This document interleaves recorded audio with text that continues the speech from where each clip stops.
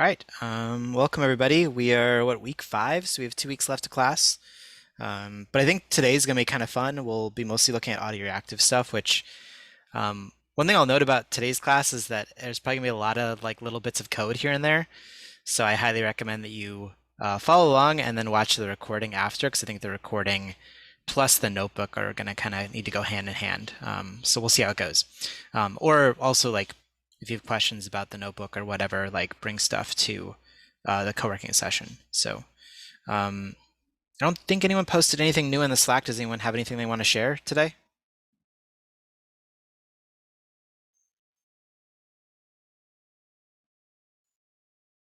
No? All right. Okay. Well, I would say like for this week, hopefully you can at least play with the Audio-reactive notebook. And again, like you don't have to use your own trained model for this. Like there are lots of opportunities to use other models that exist like on the internet. So I definitely like just recommend trying that, especially with the Audio-reactive stuff, because one, it just is kind of fun, but two, I think you'll also just sort of see how a lot of the stuff we've been working on over the past couple weeks sort of ties together. So we'll look at that. Yeah, let's see. Are there any other things I want to talk about before we get started, class started? I don't think so. So there's actually a couple things. So let me go ahead and share the notebook for this week. So we don't really have slides. We're just going to go through the notebook fully today. So I think Rebecca had mentioned she was having issues loading these directly from Google Drive. So if anyone has issues opening this in GitHub, let me know and we can take a look. Sometimes what happens is when this opens for the very first time, GitHub says like, sorry, something went wrong. And it says reload. And if you reload it, it'll actually work and you'll get that little like open and collab button. All right, cool. So let me share my screen here real quick. And we are going to be playing stuff with sound. So I hope it's not too loud. If it is, just like shout at me in the chat and I'll turn the volume down of things. Who knows? Sometimes that happens. Okay, so as I mentioned in Slack earlier this week, we're going to look at a tool from Hans. I think it's Hans Brouwer. I don't know how to pronounce his last name. And he has a tool called Audio-reactive Latent Interpolations with StyleGAN. So this came out maybe a couple months ago at this point. The reason I want to show this is that unlike other tools that are sort of like, you may have played, what is it called? Lucid Liquid Dreaming or something, LSD. There's a notebook that that does sort of audio-reactive stuff, and it's somewhat flexible or somewhat you can play with it. This one has a lot of sort of under the hood options for customization. So I think it's a good way to sort of show how some of the stuff we've been doing with feature vectors or just sharing our own vectors, we can do directly in this notebook. So I'm going to sort of cover that. But I will say like customizing this is definitely like the advanced side of the advanced StyleGAN class. So again, just to reiterate, if you're interested in working on a project like this and you have ideas like, hey, I want to take my audio source and do this with it, how would I do that? Like that's a great thing to like either drop in the Slack or to bring to a co-working session. I'm happy to walk through that. So this notebook, I hope, has many examples. And the way I've broken it down is that every individual step, like we'll sort of go through the process of how I would approach this. Like where do we start? How do we just look at like what we get? And then how do we begin to break it down into pieces that are customizable? So I should also say Hans has a lot of really good content from this. So he wrote a blog post that sort of like walks through how he approached this project. He has a research paper that goes into more detail about that. And then his GitHub, he's very quick to respond. So if you do have questions or for whatever reason I'm not responding and you want to chat with him directly, he has a good GitHub account for this. So we'll mention the blog post is probably the best place to start. It is sort of the most down to earth. The research paper is actually fairly readable, but if you're not interested in sort of like audio analysis or other things, you might find this just a little bit more helpful. And he has really good examples here. So like, I think this is first example just sort of shows how he's using pitch to move latents. And sorry, if you hear me refer to latents, that just means a vector. So in this case, he refers to a lot of stuff as latents or latent vectors. So there's a bunch of examples in here. There are some examples that we won't get to in this class. where they're a little bit more like musical structure stuff. If you are interested in playing with that more and want to dig in the code together, I'm happy to work with you on that. So if you haven't read this, I would definitely recommend that this week you read it, because I think it explains some of what he's doing here, and it makes it a little bit helpful to sort of see how these examples match up with the code examples. Yeah, so there's also his research paper, which I mentioned. It's one of the shorter ones, only like 6 or 7 pages long, which is pretty short for a research paper. And if you are into audio analysis, you might find some of what he's doing like fairly helpful. Yeah. So with that, we'll just get started with this notebook. I'm just going to go ahead and restart my runtime, just so I clear out everything here. So there's a couple things to know about this notebook first as we get started. Let me just make sure.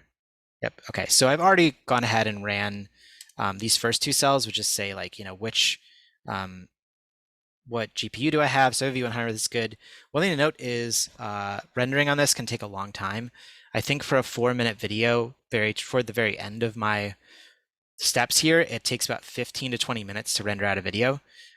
So I won't be doing that in class, but just know that like give yourself some time to work through this notebook. So if you're like, I only have an hour, like this is not an hour notebook. This is probably a couple hours to sort of walk through everything and sort of get your bearings on it. So just be aware about that. Next, you'll clone in the repo. I've actually done a fork of this. I have a couple little things in here that help me. So you can use my fork, and then also if we run into issues, I can maybe hopefully debug them. Maybe quicker than Hod's, maybe not, so we'll see. Next, you're going to need to upload your model as well as your audio files. So find a song that you like, preferably in a WAV format. I find WAV is a little bit better than MP3, but in MP3 or something similar will work here. And then you're going to need to upload your model file. Now the trick here is that this is based on this model called the Rosinality fork. I think maybe I talked about this a little bit last week. The history of this is that when StyleGAN first came out, it was in TensorFlow, and not everyone liked TensorFlow. So a very good coder who uses this handle, I guess Kim is his first name, made a PyTorch version of it. And what sort of happened is the research community really liked the PyTorch version. That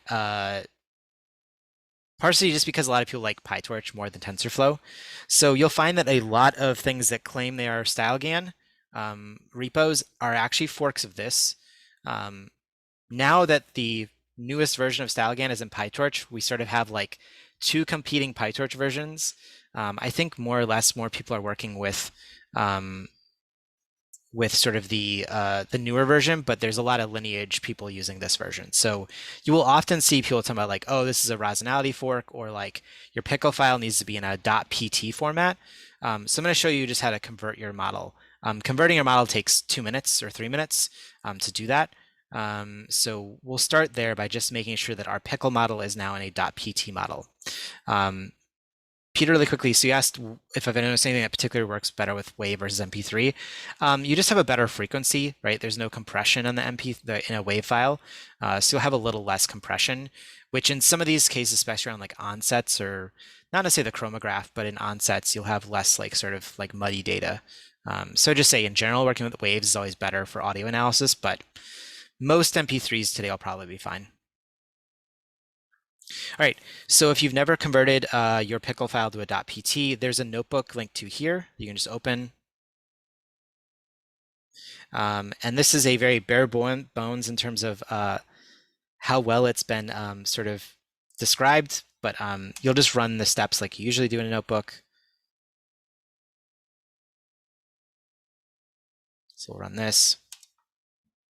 I seem to be having good luck with V100s this week, so hopefully other people do as well. So connect to Google Drive.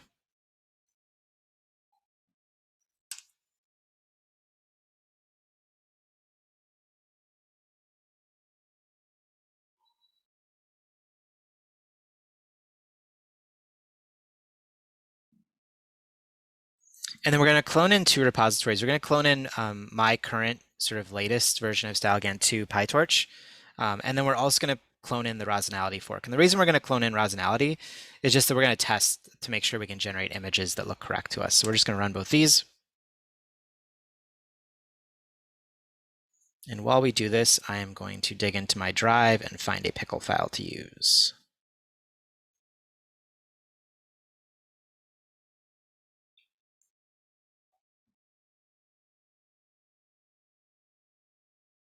All right, I think this one will work. Okay. So converting these is fairly simple. All you'll do is you'll cd into my repository, and then you'll run this export wait script. And what you do here is in this path, you'll just replace this with the Pickle file. And then you'll want to save this out somewhere that you can reuse later. So you might want to like create a folder in here called PyTorch models or .pt models, I guess. Or just remember that anything that ends in a PT but has your model file is sort of the thing you want to use for Rosinality fork tools. So we'll just go ahead and copy this path entirely. And we will do, let's just call this, we'll call this the name of my model, and then converted. So run this. This will take, 2 or 3 minutes.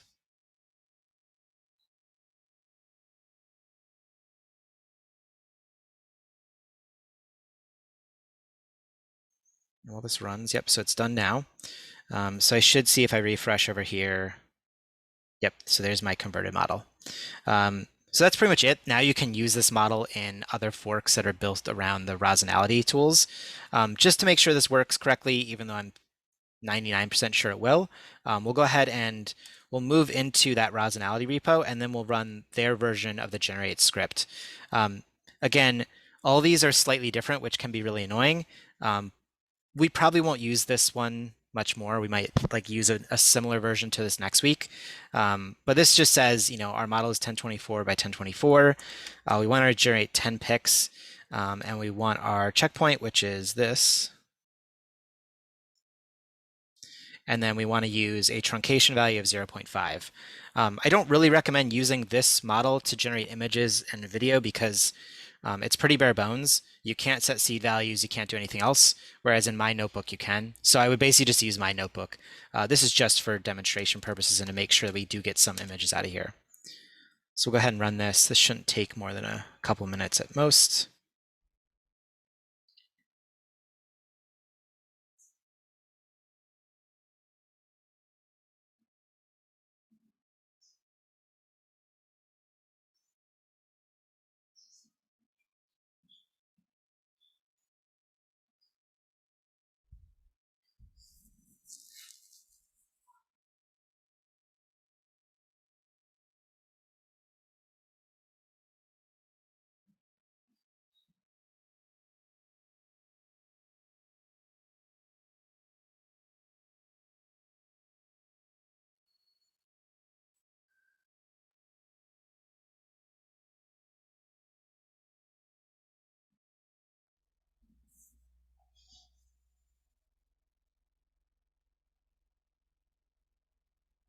There we go. So it's generating images now. And those will end up in this sample folder. And if you just download one of them, it should look like one of your other model files. So it shouldn't be like, as long as it looks pretty similar to images you've generated before using that model, you should feel pretty confident that it works. If you're seeing something that's completely off the rails, that means something might have been weird there, in which case, like, let's chat and try to figure out what's going on. But that's pretty much it. Once you've got this model file, you do want to keep it because what you'll want to do is you'll want to move it over into this new repo, so using Drive or something. I've gone ahead and already uploaded all my files here just because that takes the longest time for a lot of this stuff. So you'll see I've uploaded a ton of wave files. We'll talk about that in just a minute. But you'll see here I've uploaded well, this is the model I converted, but this is the one I'm going to use for this class. So as long as your PT files are in there, you should be good. So once you've done that, you do want to go ahead and upload some audio files. There's a couple tricks here. So the first is that as I mentioned, waves are probably preferred to MP3s, but that's fine. The other thing, if you can find a way to do it, is the best thing that you can have is a bunch of audio files where the sources are separated. So this would be, say you've got a musician friend and you're making a music video for them. If they can send you recordings of like just the drum track, just the bass line, just the melody, and just the vocals, like that's golden. That's really what you want, because the key to a lot of this stuff is actually to isolate those individual elements and actually like sort of be able to work off just those pieces. Um, Most songs you find on the internet, you will buy on the internet, will be mixed. They'll be all compressed, so you won't really be able to work off that. That's fine. There's ways to get around that, but it's a little bit more annoying. Another thing is if you don't have a particular song in mind and you just want to explore playing with this, I recommend there's some websites that will sell you what are called stems or remix packages, and they will basically sell you for a couple bucks like a bass line, a drum kit, and like a melody and maybe some vocals. So you can usually find those. I know Beatport sells them. If you just go to Beatport and search for stems, there's like a whole category of them. Splice has, I think they have a thing called Studio, or a sound library where some of these are full songs and loops. Some of them are like just bits and pieces. So you want to kind of find one that's like a full song if you can. Um, so it doesn't have to be musical. It certainly could be like just nature sounds. Um, That'll work. One of the challenges you'll see that what we're doing is we're going to take each layer and like do different things with it. So kind of want to think about like, do I layer all those sounds, or like can I record different settings and sort of overlay them? It's like, would you have like I don't know, like a seagull sound and an ocean sound you could use separately and then combine them? The other thing is combining audio depending on length, so you could run into other issues. But yeah, essentially, like you can really use whatever you want. One of the first things we will do with this is actually look for tones. So in that case, like nature sounds won't be as accurate or as effective there because it won't be musical. But there's probably ways to work around that. Um, yeah. So I mean, so Naoko asked, how many layers do you need? As many as possible is great. Like I think Hans, some of his examples, like he's a musician as well.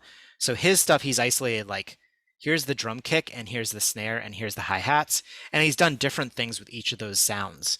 I would say having at least three is good. So having at least melody, bass, and drums, like that's sort of what I get when I use when I buy stems from people, or from these websites. So I find that those are good. So if you can get like bass, drums, melody, guitar, piano, whatever, and vocals, like if you get those four separated, like that's pretty good. Because yeah, so it's kind of up to you. However, like if you can basically, this is the thing about these like data, right? The more data you have, the more you can play with them and sort of figure out what you want to do. The less data you have, the more you have to find either hacks around it or just ways to like work around it. So in this case, I think most like stem sites are at least broken down into bass line, drums, melody, and vocals. Your other option is there are some machine learning models that do what's called audio source separation. Those will take in a single audio file, and then they will attempt to separate it out into those 4 or 5 tracks. So you can think about this, like basically what they did is they went ahead and bought a bunch of stem packages or got musicians to send in stems. They did a model where it sort of takes the full song and then separates them out and like basically reverses it. So there are a couple of them. There's one called DMX, which I can show here in this notebook. There's another one called Splitter. I think there's one other I'm blanking on the name of, but there's a couple, and you might want to try different ones with different effects. A funny thing, so I will say these are hit or miss. I think with like a 4-piece band, right, with like a guitarist or a pianist, a drummer, and a bassist and a vocalist, you'll get fairly good results.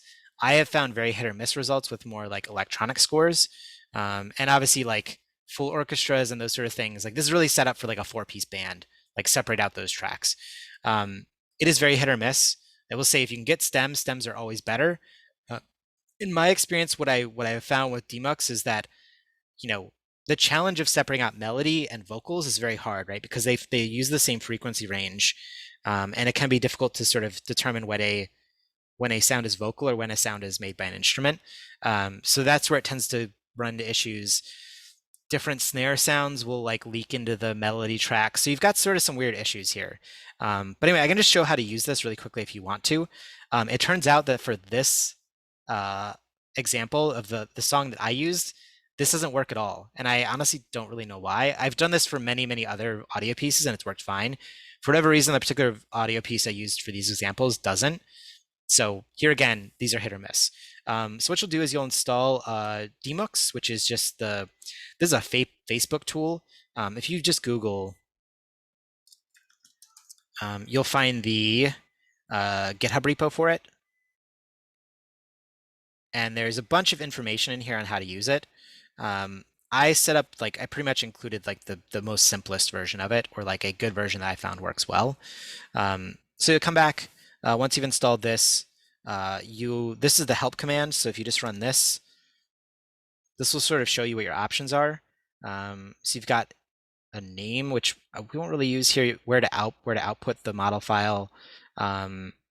Shifts is very important. Shifts apparently help with the quality, but they also require a longer term, like it takes longer to actually figure it, to do the source separation. It says they train with a default of 10, so I just use that as well. N is the model type. There's a couple different models available. They are listed here. So you may want to read through these examples and figure out maybe what's best for you, whether you want speed or whether you want efficiency or like quality.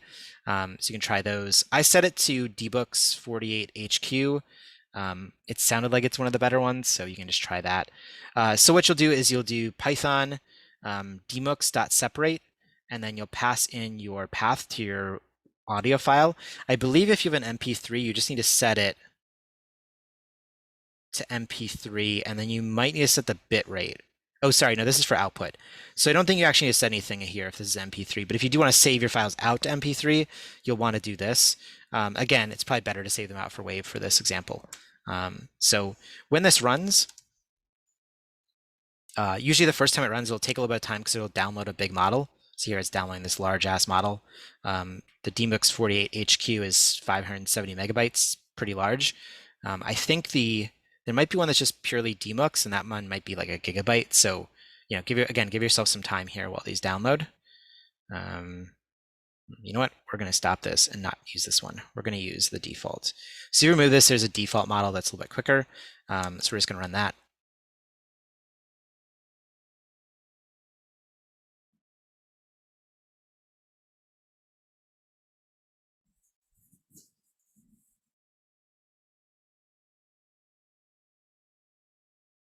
And depending on how long your song is, this might take a minute, it might take 10 minutes.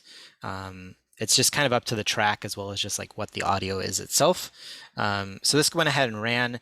You'll see that it says, this was spit out into content separated DMX quantized. So go over here, DMX quantized, and then you'll see my audio file was this. And in here, you will get a bass track, you'll get drums. Other will be basically melody. It's pretty much anything that isn't here, and then vocals. As I mentioned, with my particular audio track, both other and vocals are kind of empty, which is not right. So again, based on what these are trained on, I believe these are probably trained on more like rock band kind of stuff than it was on dance music, which is what this is. So it kind of failed here. But the drums and the bass do have some things in them. So again, your mileage may vary depending on if you have a particular track in mind you have to use. Again, if you're like being hired by a musician, it's sort of like ask for stems. They might be a little wary of giving you them because it's kind of like the juicy bits of their music. But I would say here's why. You can show them the examples that I do and then be like, okay, and then they'll hopefully give them to you. If it's just a track you really like, if splitting it doesn't work very well, I definitely recommend checking these tracks out and making sure you get like decent results. You may be a little stuck, but you can try this. If DMux doesn't work, you could try Splitter. Splitter is, I forget who did Splitter, maybe Splice? No, it's a company called Deezer. So you could try Splitter. There's one other that I'm blanking on right now. I think it's literally, let's just see, DMux. Virtual DJ, I think, is maybe the other one. So there's a couple others. Oh, there's also OpenDMX. Yeah, there's a couple out there. Splitter, all these places claim they have the best results. DMux is the newest, so I just tend to default to that. Facebook's probably pretty good at AI research, so I'd maybe say like that's a good one to start with. Splitter's a couple years old now, so maybe DMux is better. I don't know. Your mileage may vary just depending on what you use. So if this one doesn't work, we can look at some other ones for you. But that's sort of the key. It is really, really good to have different channels, even if they're a little noisy. So like, I would say like in order, having stems is the best from directly from the musician or from a website, then demux, and then having the like single channel file. With a single channel file, you'll be kind of just be using like frequency values, which will work, but it'll be kind of muddy. So in that order, I would say is sort of the best thing to have.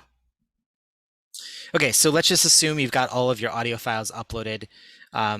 Another thing to know is that this process is fairly slow, just rendering these because it's doing a lot of audio processing at once. So I would generally recommend that once you upload your full song, you might want to split it into a small chunk. Like basically find a good range that has like maybe like a little bit of like melody as well as some other parts. Keep it around 30 to 60 seconds long.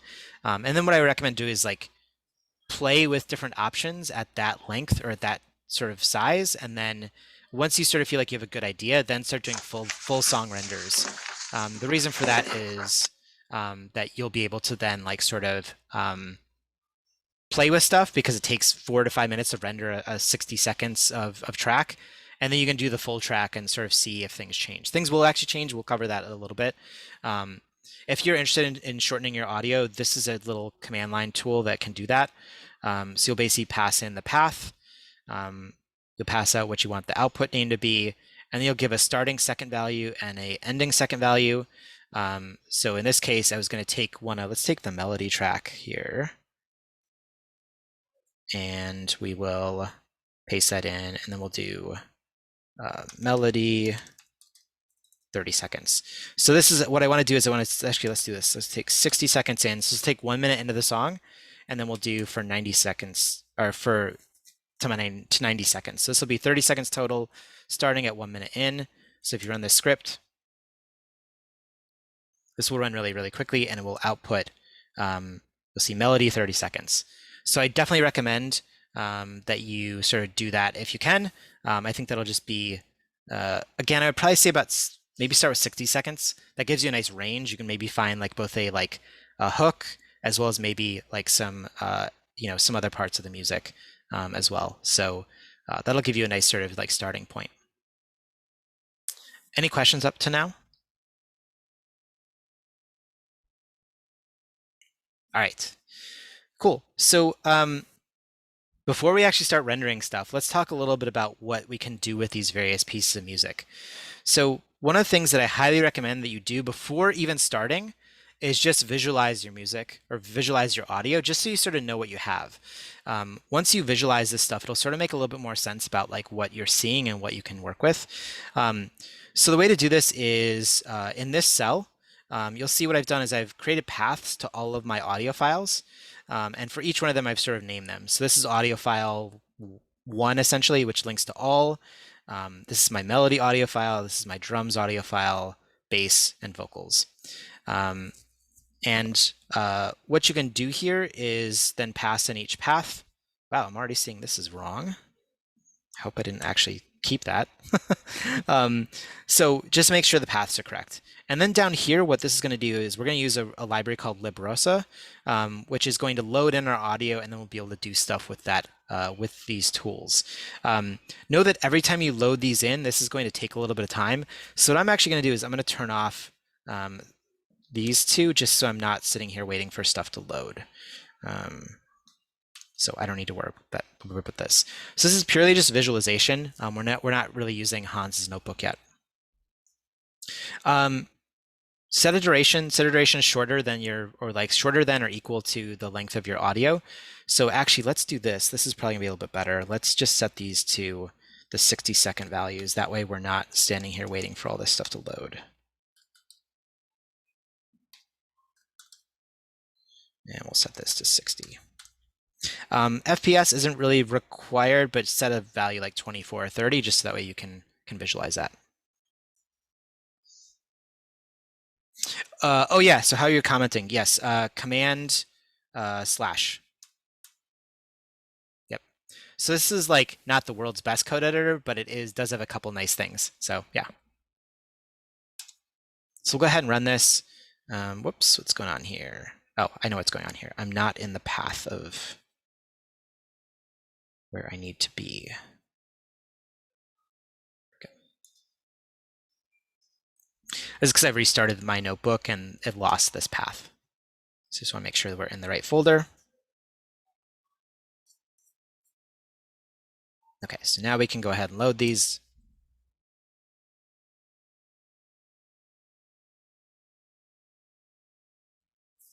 Yeah, so this is a little bit quicker. It usually takes a couple minutes for these otherwise. Okay, so that's now run. So now what we can go ahead and do is the first thing you might want to do is just like what's the volume or like what's the waveform of this look like? So what we'll do is we will display the waveform of our audio track. This is the combined mix of all of our various pieces. So this is what the audio signal looks like. Now this is really helpful to see because you can see sort of towards the end of my song here, it gets a lot louder.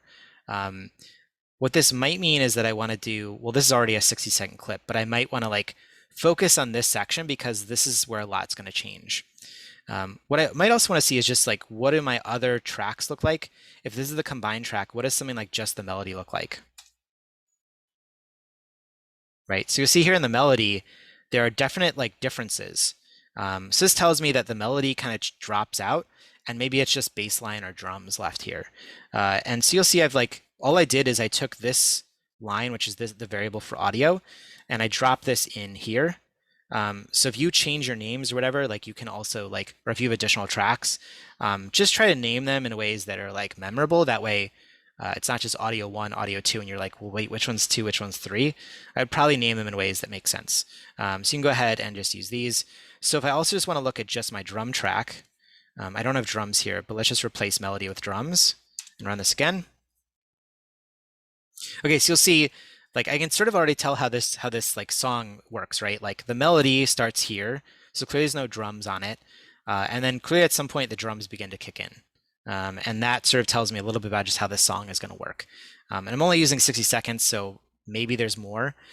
If you want to, and you've got a little bit more time than this class, you can load in the full file and look at the full waveform. So that's looking at waveforms. You just use display waveplot from ROSA to look at those. Now, in previous classes, I have taught using just the waveform as an input value. And as I think like Naoko mentioned in a co-working session, that's not really that great. In part because especially like if we look at the drums again, if you use the waveform here, essentially what you get is like big spikes. You don't get a lot of smooth interpolations because there's just these big spiky moments, right? So let's say we're to interpolate one vector. One vector is at the loudest moment, and other vector is at the quietest moment. Like all you'll get is it'll look like it's like blinking between those values. So it turns out wave plots aren't the best for most of what we're going to do. But I still think it's helpful to look at them because it sort of helps explain like what's going on in audio tracks if you're interested. What Hans talks about in his article here is he talks about two things. He talks about chromagraphs and onsets. And a chromagraph is essentially a way to do spectrum analysis and hopefully get out the tones from our song. So in this case, this script will run and give us a approximation of 12 tones, which I'm not the most musical person in here, so if other people are and want to interject about how I'm wrong about things, you're more than welcome to. 12 tones, I believe, is our Western scale. So that's like A sharp, B. I'm already gonna screw it up because I don't think there's a B sharp, but they're like, you know, the piano essentially, right? There's 7 white keys and 5 black keys for each like octave essentially. So that's what this is going to return. So we'll go ahead and use chroma equals ar.chroma, and then we'll pass in our audio file. And then below that, we'll also pass in the melody. And let's do one more. Let's do our drums as well. You might think drums don't have sound, right? But they still have a tone. So this will give us an interesting sort of viewpoint on how these differ. Drums, yes. Okay. Let's go ahead and run this.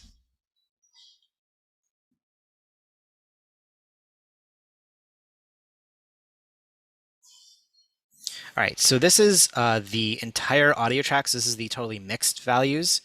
Here is just my melody.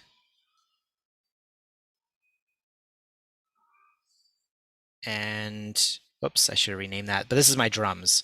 So it's really interesting what you see here, right? Which is like, you get different sort of areas. And I believe, Someone who knows music or chromographs better than me, I believe white is what is the strongest value.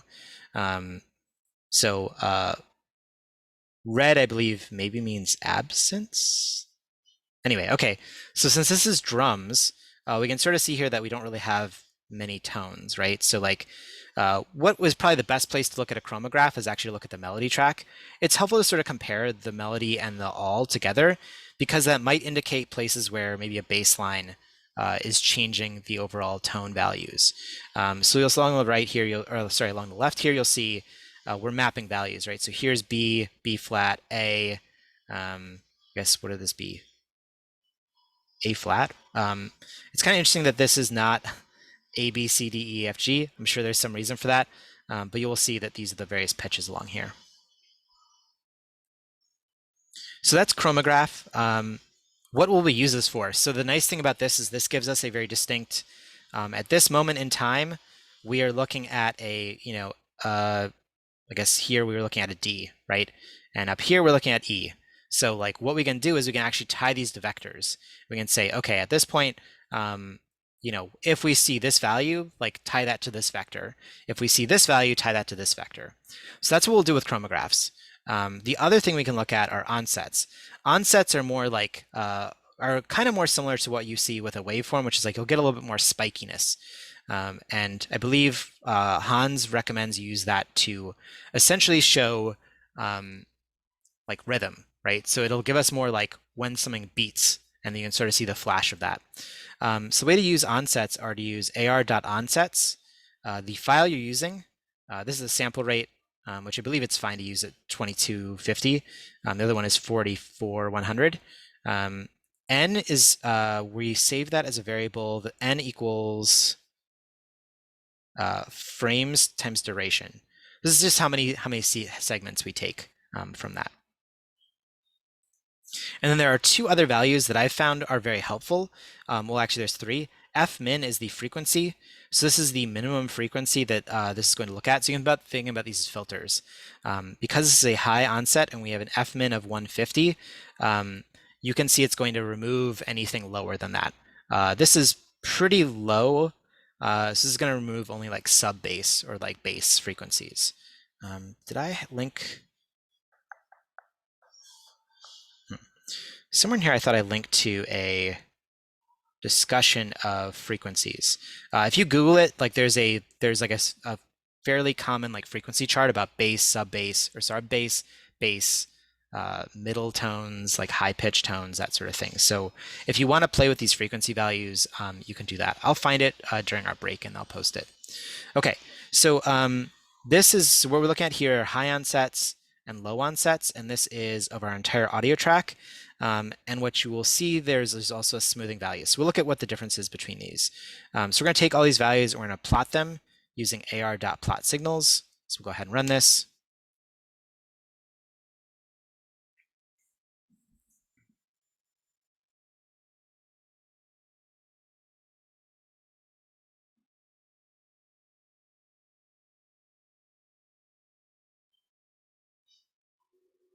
Okay, so here are our four plots. So the first one is our high frequency noise, or high frequency onsets. So you'll see that, like, again, the song must be pretty smooth at the beginning. I haven't even played the song yet. We should probably do that. We'll do that next. So it's pretty smooth in the beginning, and then there's clearly like drums or something else coming in that helps this frequency spike. Now, again, this is on the entire mixed audio track. So we could look at this for just melody and see how that differs. You'll also notice that I have used the smoothing factor in some of these cases. What I have found is smooth. You'll see that this leads to really spiky values. The more you smooth it, you get less spikes and more waves. So as we use these values, and we'll look at how to use these in the second half of class, we may find that sometimes we want really spiky values, right? Like if we want something to like, I don't know, we want something to like feel like it's a snare, we might want to use a spiky value. If we want something that still has some melody, or like, maybe like a bass line, we might not want to worry as much about the spikiness. We may want just like, what's the overall value? And it's important to note that here, unlike Chromograph, which gives us back a like sort of tone value, this gives us a spike from 0 to 1. So, and all this is normalized based on your audio file. So in this case, one thing I'll note is that in this case, I used a shortened segment of my audio file. If I were to use the entire audio file, there would actually be a larger spike over here, which would actually change my values. So this is going to find the highest spike in these onsets and set that to 1, and then it's going to normalize all the other values to that level. So it's just one important thing to note is that as you play with different files, you might get different values here. So just be aware of that. So this is the high frequencies, and then here are the low frequencies. So again, here's a low frequency that smooths a little bit more, and here's the same sort of smoothing value. So again, you can kind of see, if you could map these, you might see something like here's where the bass kick is, and then here's where the snare is. Now, I think that's actually wrong because this frequency is set too low. If you were to set this to like 500, this would probably remove any drum frequencies. Again, we'll look at this as we go into and actually use these as examples. So we could also look at doing this with drums. Drums will give us different values, and we could also look at, I didn't load in the bass, but let's look at the melody here. So we'll do melody.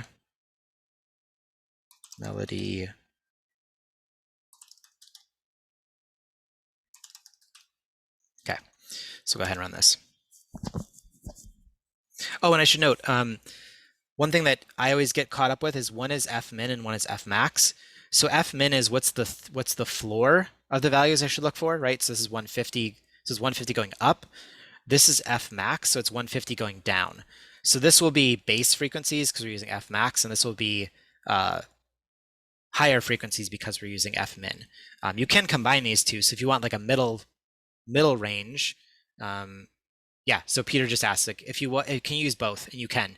So if you want like just the middle range, you want to remove all the bass and remove all the highs. That'll generally give you a pretty muddy sound for most things, but if you want it, you could do that. So again, if you only have one song or one mix track, and you want to sort of be like, okay, I just want the snares and then the middle range and then bass, that's probably the way to go about doing it. Okay, so here's our melody. So see, our melody onsets are very different, right? We've got these little spikes, which I guess would probably be, you know, that's like a piano key, right? When you hit a piano key and hold it down, at first there's like a spike of the sound, and then it sort of sustains. So that's sort of what we're seeing here is there's a spike of some sound, and then it sustains or like gets quiet, a spike. So this almost determines like where different notes are hit. So this combined with a chromograph, which I just removed, sort of tells you like, okay, here's the like sort of like frequency spike, and then the chromograph could tell us what key that actually is. So that's sort of how we can use these. Here again, you'll see this is the bass frequency. So clearly like there's no bass song or no bass tones until here, and then a bass hits, and then there's, you know, more music, bass hits again, more music. Okay, so at this point we have done we've done very little machine learning. At most, we've maybe done source separation on an audio file. None of this is machine learning. This is all frequency processing at this point. So it's helpful to just sort of know what you have, right? To sort of be able to plan ahead and be able to say like, okay, I can tell I've got a bunch of drum spikes here. I've got other things here, that sort of thing. Obviously, you'll also have listened to the music. So let me go ahead and just play the track that we're going to be using for this example. So the other place to find stems is there are websites for remix competitions, and often like artists will put up their song to let like fans remix it, and often they will share those audio files. That's what this is from. One note is those usually aren't up forever. So in this case, I just grabbed them when they were put up, and they're no longer available on the internet. So let me know if this is super loud.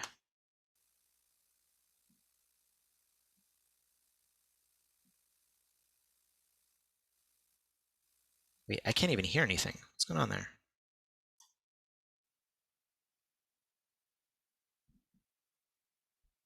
Can you guys hear stuff? Let me make sure my audio is routed correctly. Well, let's try this then. Let's try.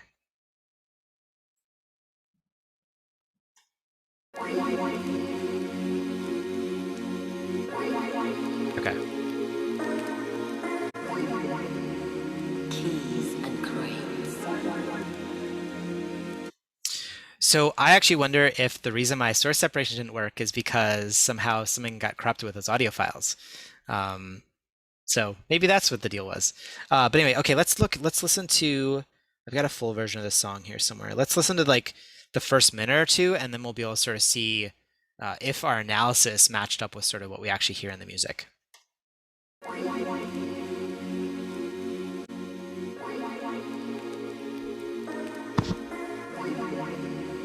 Keys and cranes.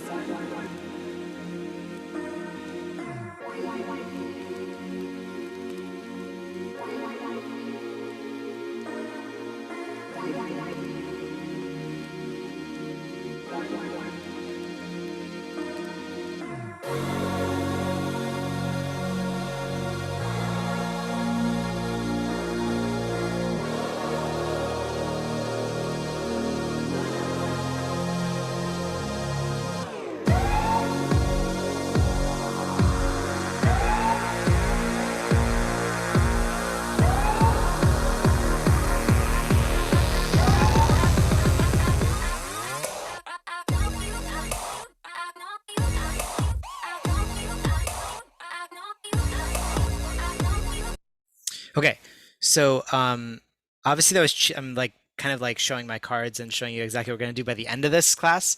Um, but if we looked at just we listened to just the audio there, we sort of saw that matched up in our response, right? There was a lot of like just sort of melody at the beginning, then the bass came in a couple places, and then we had all the drums sort of at the end of that first minute. So that matches up with our experience. So it's again sort of like you want to listen, you want to be like, okay, what should I do with this music? Like I hear this thing come in here, I hear this thing come in here. What do I want this thing to look like? So that's where the process is like listen to the music a little bit, like do some visualization of it, and then you can start to understand like, okay, here are the values I have. So we haven't done a lot with sort of manipulating vectors using data before, but one thing I think is really important to remember here is that did I clear all these out? I did clear these out. So remember that our chromograph gives us a 12 note value, right? So we've got 12 values there. Our onsets gives us a value from 0 to 1. So you can almost think about this like the feature vectors, right? Where like you're multiplying vectors times a value. So a vector multiplied times 0 is going to do nothing because it's going to zero out everything. A vector multiplied times 1 is going to give itself back to you. In the half, you're going to get like a half value of that vector. So you can also think about interpolation, right? We did some interpolations where we sort of said like, here's where I want to start, here's where I want to end. You could think about that between 0 and 1. You could sort of say like, okay, at 0, make it this vector. At 1, make it this vector. And somewhere in between, make it sort of a mix of those two. So that's sort of the key here is like understanding what you have available to you in terms of data, and then be able to turn that data into ways to sort of mix or manipulate the StyleGAN vector or the part of the StyleGAN model. So Grant asked, where did this Pickle model come from? This is a Pickle model that I've trained previously. It's actually available for free using Justin Pinkney's awesome pre-trained StyleGAN 2 model. So you can actually just grab it using GDown from here. One thing I will note is that please don't use this model for commercial purposes. It is the scraped work of someone's Instagram account, so I don't really feel comfortable making money off of just their artwork. But you can go ahead and use it for fun and share it on the internet. But yeah, please don't sell your work with this. But there are also, if you haven't seen this model library before, there is a model of just like, or a repo of just cool models. So again, you don't need to train your own model if you want to just use one of these. There are links on how to install all of these. Most of them are ones you've probably seen elsewhere, like there's a bunch of FHQ versions. There's a couple furries. There's the Met faces. There's one for beetles. There's one for cats. There's one for Japanese art. So there's a bunch here. If you just want to use these, that's totally fine. They will have different licenses. Many of them are non-commercial. So just be aware of that if you do try to like sell your work or like are making it for an artist and they want to make money off it. Like you want to be clear that you're using a license that's like somewhat ready for commercial. This is probably where you probably want to train your own. And have your own like ethical standards on why you're making money off this art.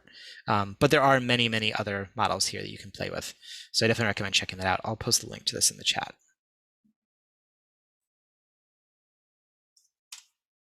And I believe there are download links here. So you can either use wget, like for example, this one is not on a Google Drive account. So what you would do here is you would type wget, and then, whoops, that did not work. Copy link address. And that will download the file. And I believe if you do -o, you can set where you want it to go, content fhq-f.pkl.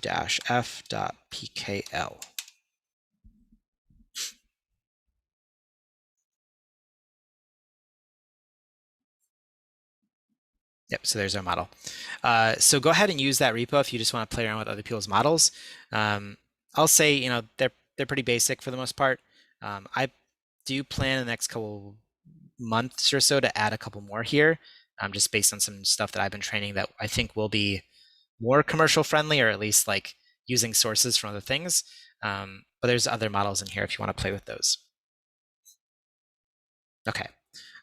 So now that we've sort of gotten our heads wrapped around what we're going to be doing, let me just quickly walk you through like the default example of using this, and then we'll take a break. So now that we've sort of seen how this works, there is just sort of like a default version of this that you could run. And I think this is what a lot of people do with Hans's like repo, is they essentially just run this basic example. So basic example, if you run the help command for it, you will see here that there are a bunch of options. The most important ones are your audio file and your checkpoint. Checkpoint is the model. Instead of the Pickle file, it's the .pt file. As long as you provide those two, I believe these are the only two that are required, it will sort of figure it out from there. So you can run this. I decided to do an output directory of just like, where do I put this thing? What this will do, for if you're interested, is under the hood, it will take the chromograph of your audio file, and it will generate 12 random vectors, and then it will use those 12 random vectors for your seeds, or sort of for like your audio, your pitches, and then it'll add a little bit of other things going on, but not too much. So that's basically it. And you don't have control over your vectors. It's randomized every time. So you can use it, but I think you will quickly find that you're sort of like, the results are interesting, but after the first time, they're sort of lackluster. You're going to want more control over it. There are other things in here that you could play with. We will look at a couple of these things as we go through it. But for the most part, like, you can set the truncation value. You can do a couple other things that we might look at, but for the most part, like, that's it, right? So what we're going to want to look at is how to customize this. So we'll look at that in the second half of class. But you're more than welcome to just run this command, right? So set your model file and then set your audio file. It's worth noting that in this case, you can only provide one audio file. So you'll just provide your mixed file, which again, we know is probably not best, but for this, it will work fine. And you can generate this. So you'll run this command. Depending on how long your song is, it will take quite a while to render. I've gone ahead and run it already, so I can show you what a default example looks like. So this is our default example. So every time you run it, you'll get different vectors, which can be pretty annoying if you are like, oh, I like this one. How do I tweak it a little bit? So that's one of the challenges here. So let me just go ahead and play like another 30 seconds of this, but more from the middle. We can sort of see how it works.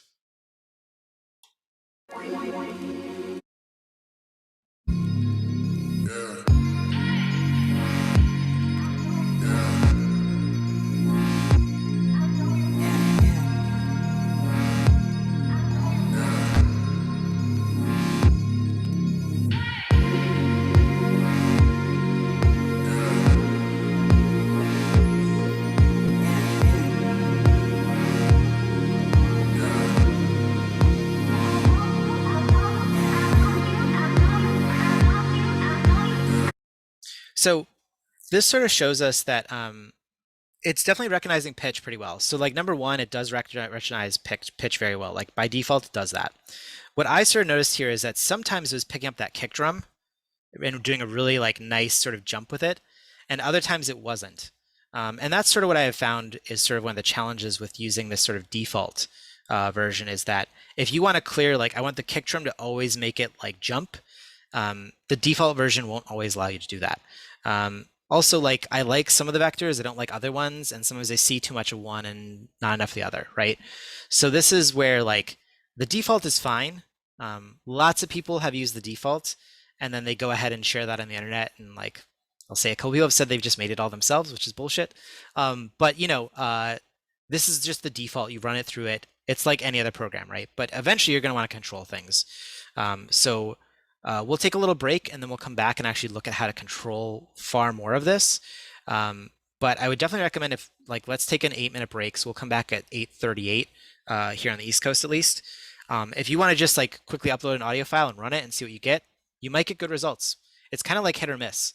And every time you run it, you'll get slightly different results. You'll be like, oh, I like it more this time, or I like it more this time. It's totally fine to just work on random, but we'll cover how to like actually like go in and have more control of this stuff. Sound good? So let's take, I guess now it's a 7-minute break, sorry. So we'll come back at 37 after.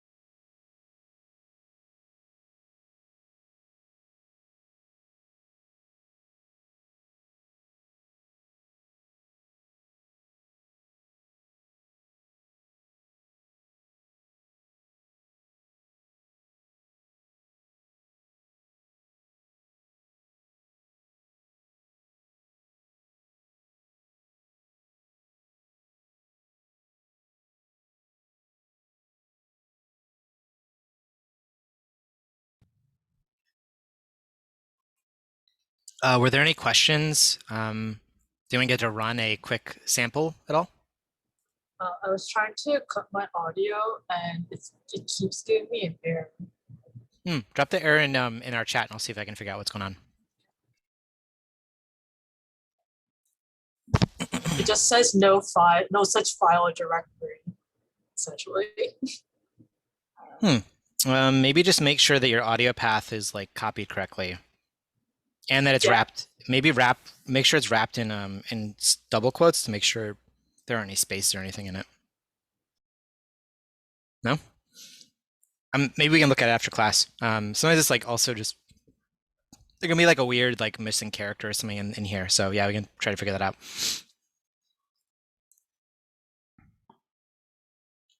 Grant, what was your question?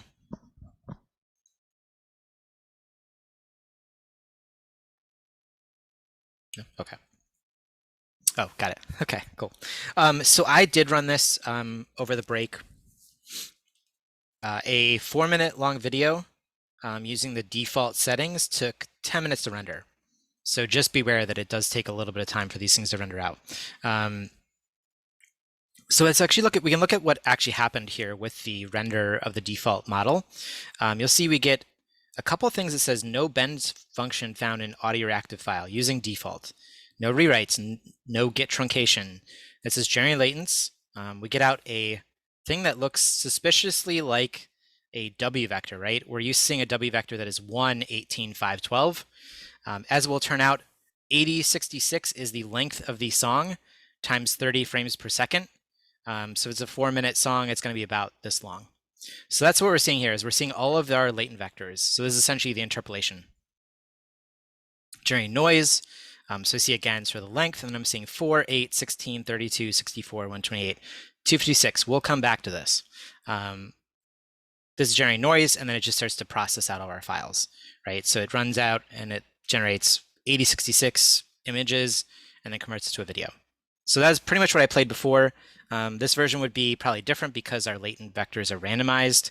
So if I were to download and play it, I'd get something slightly different, but probably pretty similar overall. So the key here is what you'll see is no function found in audio-reactive file using default. So if we go back up to our help commands here, we'll see that there is a audio-reactive file input.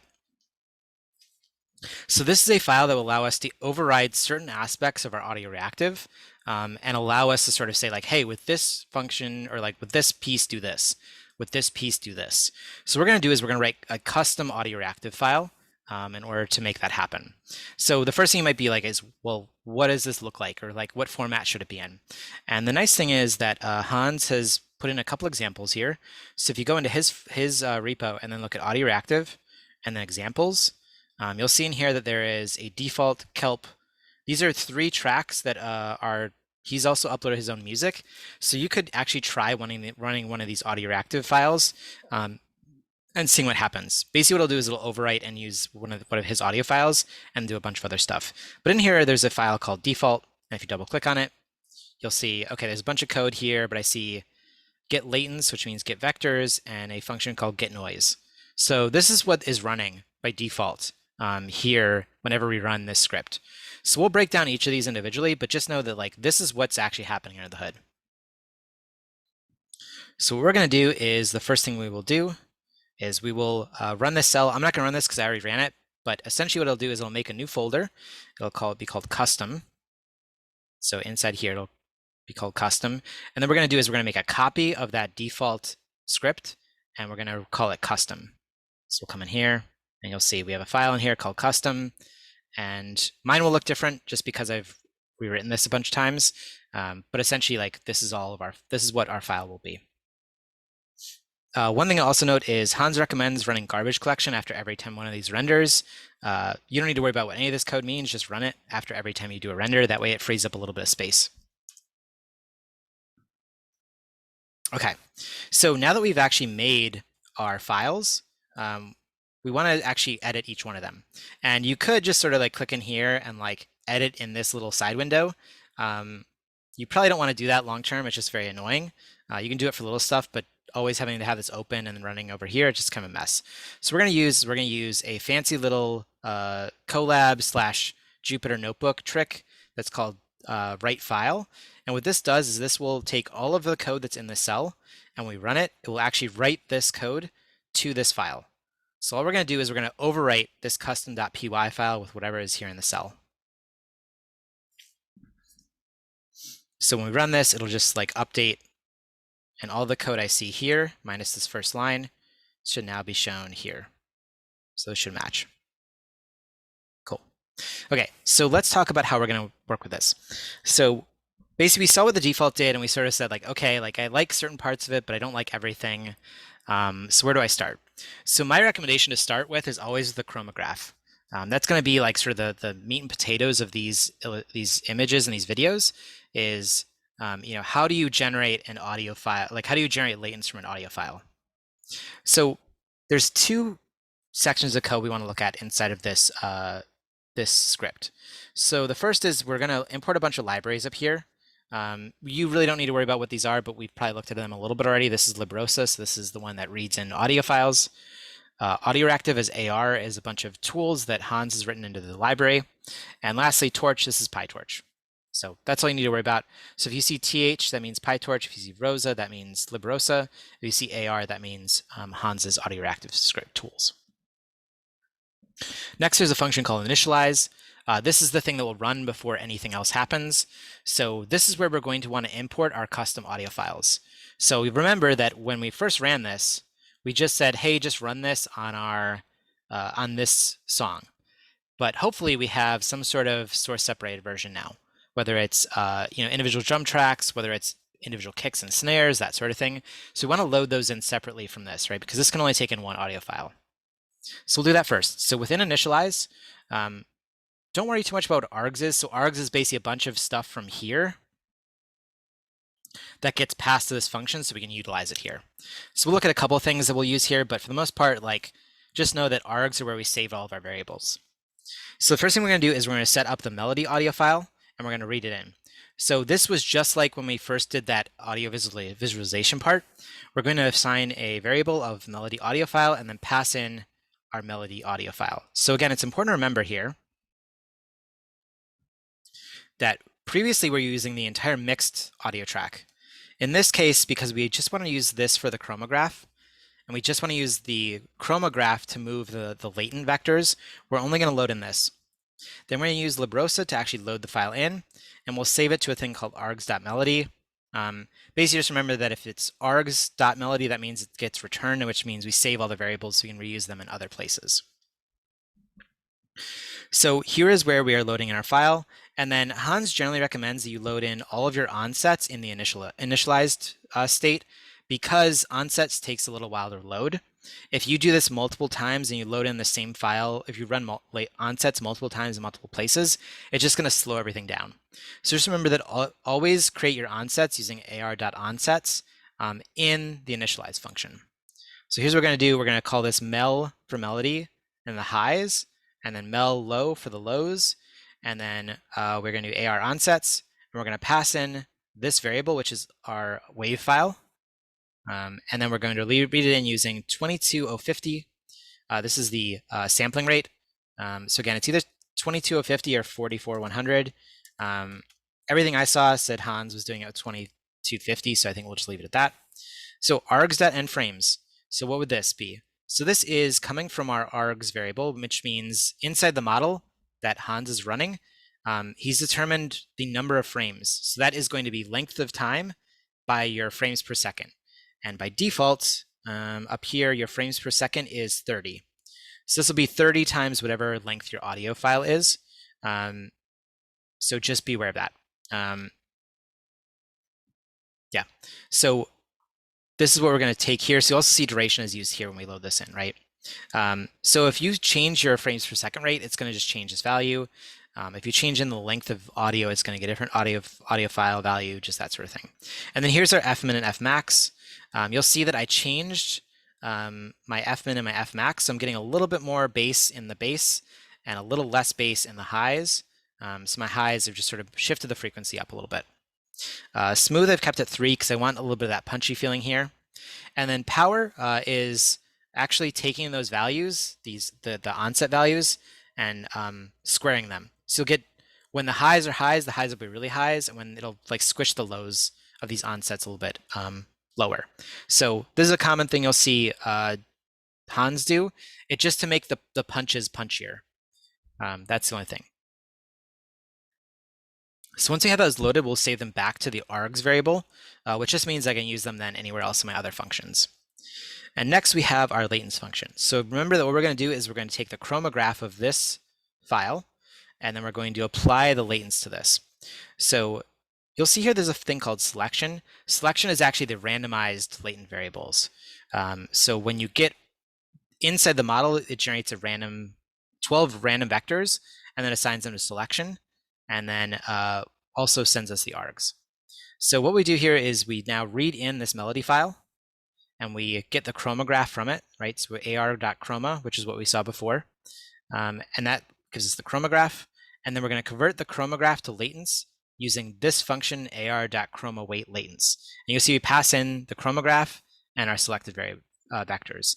So just remember that our vectors are, there's only 12 of them. So the selection, write this out here, selection equals a matrix that looks like this. It's going to be 12 vectors at 18 by 512. So this is going to be a W space vector, and there's going to be 12 of them total. What this function will do is it will convert it into something like, n frames, 18, 512. We don't really need to worry about this. All we need to know is that it works. There's some complicated stuff going on in here that I don't necessarily understand, but all we're saying is convert our chromograph and our latents into a long piece that gives me all my vector values. Last, well, at least in this section, is Hans does some funky stuff. He applies a thing called a Gaussian filter, which if you've ever used Photoshop, Gaussian is a blur, right? What this does is it smooths out our latents a little bit. So if you've ever taken just the raw waveform, like in a previous class I've taught, you'll notice that the raw waveform always has little little bits of noise in it, right? So the interpolation is never really smooth, right? There's always little jagged parts in it. So what this does is actually smooths out all those little jagged parts. So if you saw in that default video, it's pretty smooth in the way it transitioned between different tones. That's what this function does. If you want a really smooth value, you can make this larger. If you want to not have any smoothness and you want it to be really rough feeling, you could actually just remove this entirely. Oops. So you turn this off, this is gonna be pretty rough. Or like there's gonna be lots of little noise in your latent interpolations. That's all this does. There's actually a cool thing. I might actually try to bring this back into like the other my repo just so you can smooth out some stuff because it might lead to some interesting results. Okay, so that's just the entire chromograph. We could use just this and we get a very smooth interpolation of our audio converted to like basically taking the tones out of our audio file and creating that a smooth interpolation from there. What Hans actually recommends doing is a couple little additional things, which is actually bringing in the latents, or sorry, bringing in the onsets and applying the onsets and a little bit of another like funky little feature. What this does, and there's actually an example here. So if you, we can watch this video together a little bit. This example will show you on the left-hand side is without those onsets set, and on the right-hand side is with the onsets included.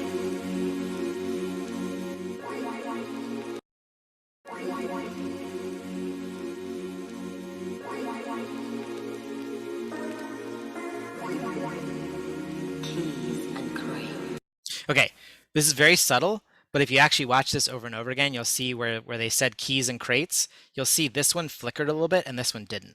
And that's because we smoothed out our latents in this version and it sort of like flattened out any of those little like bumps in the things. So the onsets bring that back in. So we'll get a little bit more of like a punch when we hear some audio happening. So that's all this code does, this code. Again, he's applying another Gaussian filter on the top of that so that, again, any noise brought in by the onsets are smoothed out. So that's the entire part of this function. So if we were to run this, and all you have to do to run this is run this cell, right? So this is going to overwrite our file. So we now have a file that's this. And then we can run our command script feeding in the model file. Our audio-reactive file, right? So this points to the file we just overwrote. And then where do we want to save it? And then lastly, we can feed it in any audio file.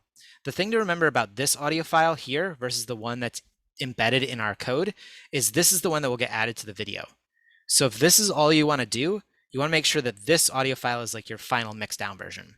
What I did is I kept this as is just so I can actually like sort of view it and be like, okay, what's changing, what's not? Do I want to tweak any of my values a little bit? So this is a thing you might want to look at and play with is, should I just dump out the mixed file or should I dump out the melody itself and look at sort of like how that works? So we'll just run this code. I will run it. Yeah, we can run it and we can just see how long it takes. Because I'm only doing 60 seconds of this, it should run a little bit quicker, but it shouldn't really look any different. Right? Like all that will happen is we'll get the exact same output. And the video, so in the notebook, I've shared every video of just sort of comparing each step, as well as some comparisons between two different settings. So we won't have time to really watch each one of them here, but I definitely recommend like maybe playing them and sort of seeing how they work. So you might want to just sort of like play with these and see how this works. So the onsets again is sort of like, let's just play this at maybe a later point here.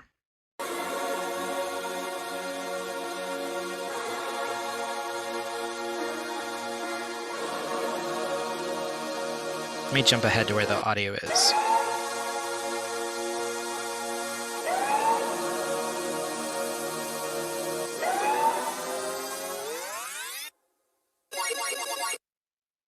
So you'll see with that little like effect noise, we got like a fun little blip here, whereas we got nothing over here. So again, that's the difference between onsets and turning on onsets off.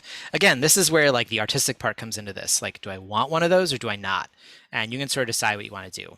So as this runs, you'll see it took my latents, it generated a bunch of latents. We actually turned the noise off here. We'll look at this in maybe the next step or the step after. And then we're just rendering out all these pieces. So I should talk a little bit about what else is here. So we looked at initialize, we looked at latents, and there are 3 or 4 other functions that we can play with. So truncation, you all know what that is because we've played with it before, right? Truncation is the space that we're sampling from, and the higher that truncation value, the weirder our results will get. So right now I've sort of fixed this to a truncation of 0.7. In the next step, we'll look at actually altering this using a input from the base. So we'll use the baseline to get this value out. There's also noise. We'll discuss noise in a little bit, but noise is central to most StyleGAN models and allows us to add little detail to our images. We will look at bends in this course. We'll also look at bends next week in more detail about how to use bends. But for today, this is sort of like a way to alter some of the images that we get out of these. And rewrites we will not look at, in part because Hans doesn't have any good examples of them, so I don't really know how it works. So we'll mostly just focus on noise, bends, and truncation in the next couple steps. All right, so that's almost finished. Again, that was this video, so we'll render this out. John, I'm so glad you asked that. Is it possible to use non-random seeds? That is what we're going to look at in the next section. Go ahead and run garbage collection again once this is finished, and then we'll come in here and looking at custom vectors, right? So the deal is all this generates like random vectors, but like I don't want to sit here and like generate like 50 versions of this and be like, I like this version versus this version, right? That's gonna be really annoying. So we can look at how to generate custom vectors. So just remember the key for this right now is that you want 12 vectors total, and each of those vectors will be mapped to an individual sort of tone, A, B, C, D, D flat, that sort of thing. How do we do that? So we're just gonna, all I did here is I copied my custom file and I dropped it in here and I made some edits to it. So the first thing we're gonna do is drop in all of this. So none of this changed. So all we're gonna do is change our chromagraph to, we're gonna use the chromagraph values, but instead of feeding in the random values we got as a selection, we're gonna generate our own custom vectors. So the initialize function has not changed at all. One note you will see here is that at the top here, I added in from models.stylegan import generator. This is what we need. This is in order to actually generate our vectors. So we'll need to bring in the generator. And then down here in in get latents, so we'll load in the chromagraph. That's not changed. And then I commented out the get chroma weights from the selection, right? Because we don't want to use selection. We want to generate our own. So here's how to generate our own. This is a little different than what you saw in week 3, where we generate our own seeds in the official PyTorch version. This is how you generate seeds in the Rosinality version. So it's slightly different, but it should be pretty similar. So first thing, we'll load in the generator, right? We need that to generate model files or to generate like images from a model. We will create a list of seeds. So, and a short aside is at the very bottom here in this, I added an appendix. If you want to play with generating seeds, technically the official PyTorch version and this version should generate the same seed values, but just to be safe, I would recommend generating seeds in here just to sort of see what you get. So you can generate a bunch of seeds just like you would anywhere else and go through them one by one in images and sort of like pick out your favorites. So all I did here is I went through, I generated a ton of those images, and then I picked out 12 of my favorite seeds, right? So I really liked 176, I really liked 44, I really liked 53, 60, 76, 92, et cetera, et cetera. So I just put in these numbers. There are always going to be 12 of them. If there are not 12, it's going to get funky. So make sure that there are 12 total values in here. So these are my custom seeds. You could also, I'll show in the next step that you could also load in an NPY file or an MPZ file to read in. If you want to if you maybe generate them using projection, you could load those in as well. That's a little bit trickier, but you can do that as well. So we're going to load in our seeds. This is the process of generating our vectors. So this generates our Z vector. So that's our Z vector. We append them all to an array called saved, and then we concatenate them in using this function. You don't really need to worry about this. And then what we're going to do is we're going to convert all 12 of our Z vectors into W vectors. And this is how you make a W vector in the rationality fork. So this is going to be, this is going to go from 12.512 to 12.18.512. So this is going to generate our W vectors, right? So now this is in the same format that selection was. So now all we need to do is take this exact function that generates our interpolations using the chromograph, and we can paste it down here. And instead of using selection as the vectors, we just use custom vectors as our vector input. So this looks like a lot. I guess it's double what was here, but all this does is convert our seeds for us, and then we can generate the latent space from this. One thing to note is each one of these vectors corresponds to a particular value.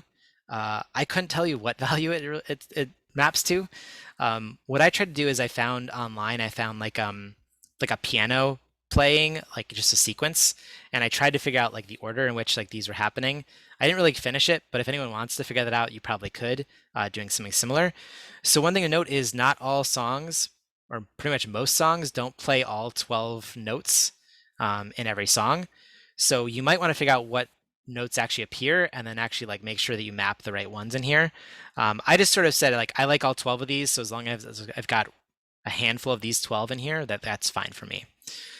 So that's all you need to do. So this is a custom overwrite of that previous function. Once you've got that, you can now generate custom vectors. Then you'll run your Gaussian as well as your onsets, and you'll be ready to go. So if you run this, you will get that example. Here's an example of what that looks like. So on the left-hand side, you'll see sort of what the auto-generated version was, and on the right-hand side, you'll see that I picked out some samples myself. I'm going to mute this real quick. So I didn't really like this noisiness, so I avoided images with that. There's some other weird ones, like there's some other blocky ones. So I picked a bunch of vectors that are all more or less the same shape and all more or less centered. And that sort of like gives me like the look I was going for, right? So again, it's up to you what vectors you want to pick. If you want to pick a wide range, if you want to pick some that are close to each other so that the effect is maybe a little bit more subtle for this animation, you can do whatever you want there. And so the actual changes over time should be the same. It's just you have different vectors. Any questions about that? I skipped over this because the step to determine these vectors is this is time consuming, right? You're going to generate a bunch of vectors, go through them one by one, pick out your favorites, maybe run a couple options of this with like them in different orders to see if you get the right effect. So there's probably a good hour step here just to like make sure you get the right vectors. So don't think that because I did it in 10 minutes that like that's how long it's going to take you. So it's applying all 12 of those vectors at once in various degrees? Yeah, so each one of these vectors maps to a single tone, right? Right. One of those 12 tones. At various degrees at Yeah, so it all really matters on your song, right? So if your song is like, a piano doing this sort of like quick like trill through all 12 tones, you'll see all 12 of them. If it's maybe just like, I don't know, a punk rock song, right, where they use 3 chords over and over again, you might only just see these three seeds. One thing to also note is that if you have a song with a very fast melody, you might find that this Gaussian makes it too smooth and you don't actually get those tones. So this is another thing where like there's a lot of tweaking you have to do in here about like, So I want to turn off this Gaussian filter so that I actually get each of those notes, and I'll get a little bit of noise in there, but that's fine. So you kind of have to like sort of play with the music and see what happens. I'll say like to do that, the final version of the song I did with this took me about 2 days. That was writing all the code and like figuring stuff out as well, but like it did take me some time. So this is not a easy path, but it's like, do you want that really controlled version, or you want the default? It's kind of up to you. Okay, thanks for that. Just so as far as I know, is it selecting? It's not selecting the strongest of those 12 and applying that, but it's applying all 12 in various shades between 0 and 1 string at a time. I'm not sure if I get that, but it's basically picking like this one maps to 0, or this one maps to 1, and those 0, 1, 2, 3s map to a particular tone. So right, there's so the chromograph doesn't just return a single tone for each point in time; it returns the weights of all of the 12 tones. Oh, interesting. So That's a good question. I think it actually just returns the tone. Right? There's a chord, right? It'll have 3 tones in it. Well, a chord still maps to a tone, right? Like a chord essentially maps to an A. And the star band. Yeah. So I think this still maps. I think it tells you the individual tone that it thinks is weighted strongest. I don't think it gives you a mix. I could be wrong about that, but I'm fairly certain it just gives you back the value. One thing you do is you could actually print, like if you take this chroma value and you actually say print chroma at say 0, or then print chroma at say like maybe 2 seconds in, which would be 60, you could see what the value is. I'm fairly certain it returns a single value, but I could be wrong about that.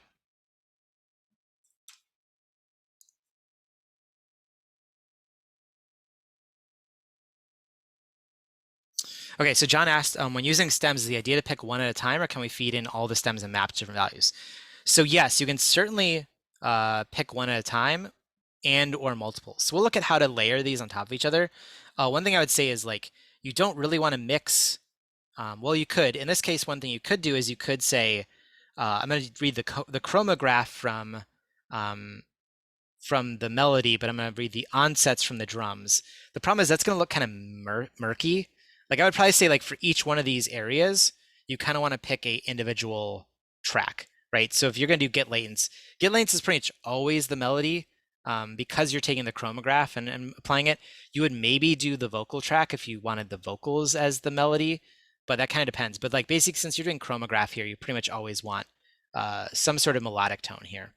When we get to noise, bends, and truncation, these can be mapped whatever you want. Yeah. Any other questions? Cool. So actually, let's look at the next example, which is literally tracking the bass tone or the bass onsets to our truncation. So in this case, I went ahead and run this. Again, there's examples listed here if you're interested in that. One thing I do want to say is that as an alternative to hard coding in your vectors into that script, you can also use Latent file, which is an NPY file that contains all 12 of your vectors. We've shown examples of that. The challenge is that the new PyTorch version creates MPZs, and I'm not sure NPZs read in the same way that MPYs do. So if you are interested in trying this, like we can probably debug it and figure out together. But you might just find, personally, I find this a little bit easier because I know exactly what vectors I want to save. So yeah. Okay, so let's look at how to take our bass, take the onsets from the bass, and track those to truncation. So in the initialize filter, or in the initialize function, what we've done is we've added our bass file in, and we've added in, we're now loading that in using librosa. And then for here, for the bass onsets, I don't really need 2 versions. I don't need a high frequency onset and a low frequency onset because it's a baseline. One thing you might want to do is set your Fmax to something a little bit higher.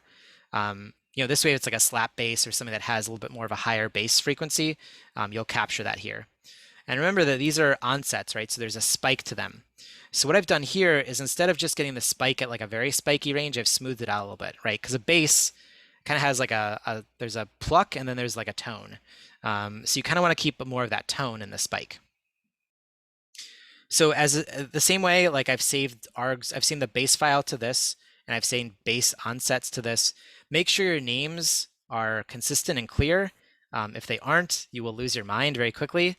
So try to be tidy with that. So MEL is melody, bass is bass. I've got high frequency, low frequency, and I'm making sure those are mapping to the right variables.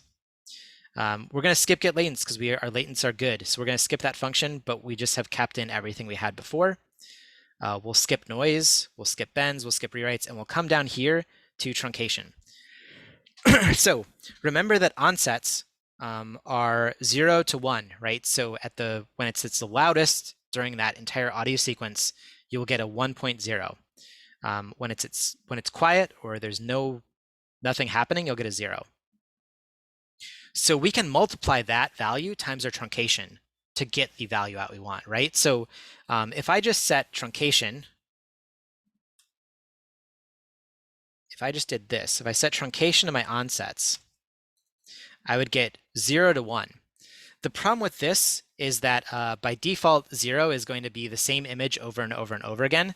So we don't really want 0 because 0 is going to like flatten all of our vectors to like the tiny dot in the middle of our space. So what we really want to do is like you can pick a range, right? So let's say what I really want is I want from like 0.7 up to like something really high, like 2.0 or something. And the way to map these variables then is to take your lowest value and set that at the beginning. So like this is the low value. So my lowest value is always going to be 0.7. And then you take your onsets function, which again, remember maps from 0 to 1, and you're going to multiply that by a value. This is like trig math, or like if you've done any generative artwork, you've probably seen something like this pretty frequently. So when base onsets is 0, we're going to have a 0.7 truncation. When base onsets is 1, it'll be all multiplied by 1.5 and then add to 7. So our highest frequency will be 2.2. So you could play with this value, right? Maybe you just want to go from 0.7 to 1.7, and this would do that. I'll leave this as is, and then you would run this to update your script, except I have 2 truncation variables in here. So you run this, and then you run this again, and you get out your truncation example. So here is an example of this. If you remember, the song itself didn't have a lot of bass in the beginning, and this particular crop of the bass that this 60 seconds doesn't have a lot of bass in it to begin with. So this one's particularly subtle. But if we go all the way to the end here of our song, to this sequence, there is some bass.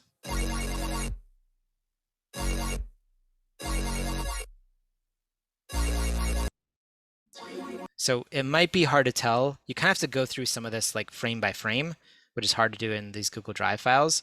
But you will see that in some cases, you can see like this is a little bit different than this image, right? So sorry, on the left is no truncation. On the right is bass with truncation. And you'll see it changes a little bit.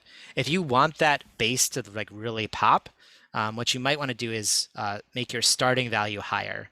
So if you could make this like 1.5, and then maybe set this to just be this. So it'll go from 1.5 to 2.5. So this is gonna like at 2.5, it's gonna be like noise. It's gonna look like a lot of gross noise. Maybe that's good, maybe that's bad. So again, this is a case where like you do a lot of like set a value, render it, look at it, and you're like, oh, I don't like that as much. Go back and like change the values, render it again, try it again. So this is why it takes a lot of time to sort of go through these steps. But essentially that's what you do for truncation. Any questions there? Is there a way to work in a lower resolution and then do a higher resolution export later? You could. The only thing that I'm not sure about is I'm not sure if these models will actually output to that size. There is an out size, but I think that's related to either your model size. You could try 512. I know this will accept 512. It might crop it down. It might throw an error. So we could probably figure out how to do that like by altering this code, but makes sense. You would need a different trained model for a different size. Yeah. Performance benefits, right? Yeah. So yeah. So yeah, there's just kind of like, with anything machine learning, there's always a little bit of a lag time on these things. So you might just want to play with this. Maybe you want to do 30 seconds. One thing I'll note is that I did these with that first 60 seconds. That was probably a bad idea because there's a lot of buildup. You really want to like maybe take from like one of the loudest parts of your song or just like a really frequent part of the song. That way you get the right values. So you might want to think about clipping from the right place. Other questions?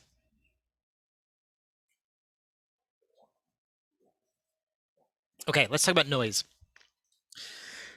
So, noise is a part of a machine learning of StyleGAN models. So we haven't really talked about it much in this class yet, but in addition to the various layers, right? Like each layer of the model, right? There's like 12 layers inside the model. The base layer is that underlying structure. The very top layer is like fine details. There's also noise at each one of those layers. And noise is like, you could think about this like in a Photoshop filter, right? You add a little bit of noise and it gets a nice grain to it. And that's what happens with noise inside of StyleGAN as well. Noise can be used, you'll often see noise used in FHQ to change the texture of hair, right? The hair might change its waviness depending on the layer of noise. Noise is one of those things where it's different in every model. In some models, it doesn't do much of anything, and in other models, it does a lot. So in my plant models where I've got flowers, what I tend to find the noise does is it changes the leaf shapes or changes the texture of the, sort of the different parts of the leaves or where the veins are. In this particular model, it does very little. It literally adds noise to the image. I've got an example here of what I did here is I isolated the noise. So this is only animating noise. And so you'll see there's like a little bit of animation here, right? It gets some wrinkles in the image, gets a little bit of texture here. So this is all noise does in my particular model. In your model, it might do a lot more. So it's kind of worth like playing with this to see what you get. So I made a note in here in this file. There's notes here on what you can do to uncomment and comment things out if you want to isolate just the noise to see what noise does in your model. So in this case, you would turn off, or you would comment this on and then comment everything else off. And what this will do is it'll give you one solid latent or one solid vector. So then you can only see how noise affects that one vector. So I won't actually run that, but just to know that that might be a good thing to just test with your model. So in this case, what I'm going to do is I'm going to take my drum track, and when there's a drum snare hit or a bass hit, I want the noise to like come in a little bit. So what we're going to do is, this is sort of like over and over again the same process. We're going to load in the drums file. We're going to say load in that drums as an args.drums using Librosa. Then we're going to create our drum set frequencies. Oops, here. So again, we've got a high frequency, which will give us pretty much the snares, and then this will give us the bass. Again, I would probably play with these a little bit. I might do this instead. This will keep more of the bass frequency. At 150, you'll actually hear the top part of the kick drum come in, especially depending on what your kick drum does or how it's mixed. So there's a bunch of little things in here to do. Clip also clips the values, so there's like it's like a clipping effect, so there's less sustain on it. You might want to play with that too. But we're just running onsets in here, and then we're saving them to drums high and drums low. We're not doing anything with latents, and here is our noise factor. So this isn't the easiest thing to read, but just essentially know that what we're doing is we are taking in our onsets and we're creating noise using those onsets, and then we are applying the onsets to generate more or less noise. So when there's a snare hit or a drum or a kick drum, we're going to see the noise come on and off. And when there isn't any onset, there will be no noise. And we'll actually see that this makes it, particularly in my model, it makes it very smooth. It adds a lot of smoothness to the images. So turning it on and off creates a nice little like sort of like a crackle or crinkle or paper texture effect. So there's a lot going on in here. Essentially what he's done is he's created a very, very noisy noise and then a smoother noise using a Gaussian filter. You can think about this as almost the add noise effect, where you crank up how much noise you want to add or how little it is. So Hans is very very minute about a lot of these things. So what he does is he has a loud noise and a soft noise, and he combines them based on various parts of the onsets. And then he also adds, so remember each of the layers in StyleGAN has its own noise effect. So he's basically saying for noises that are lower, which again create effects on the lower scales of the image, like the bigger shapes, he wants the low onsets, so the bass onsets, to affect that noise more than the high noise, which he's saying is being affected to the higher layers. So if you're wondering what these layers actually are, StyleGAN works on the powers of 2. So it starts at 4, and then it goes 8, 16, 32, 64, 128, 256, 512, 1024. So this is why all of our models have to be in 1024. So what this is saying is basically all of these layers should be affected by the low onsets, and all of these layers, well, up to here, should be affected by this.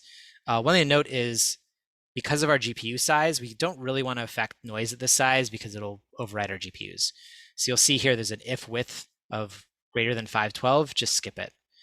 So that's what all the noise is. There's lots of other little things that he's doing in here to like add standard deviation.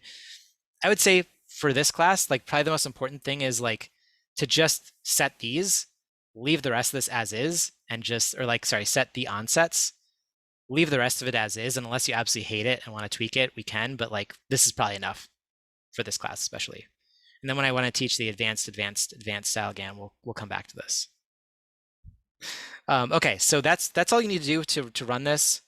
Oh man, 1 second here.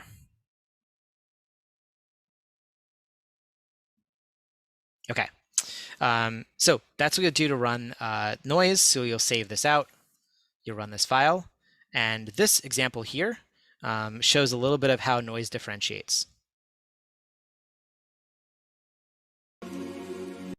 So one thing I want to note is the right example is the one that uses noise with onsets. The one on the left does not. And you'll see here that there is noise in this image, right? And the reason for that is that if you don't use noise in that override file, there will just be like a generic noise applied to your StyleGAN model. So this actually has noise just by default. And what I'm actually saying is when my onset is 0, don't add any noise. And you'll see it's much smoother. And this is actually something you can do like going forward, even with your regular StyleGAN models, is you could decide not to have noise, and then you could get maybe a smoother version depending on your data. So I think somewhere in here, yeah, we'll start to see like the drums will start to kick in.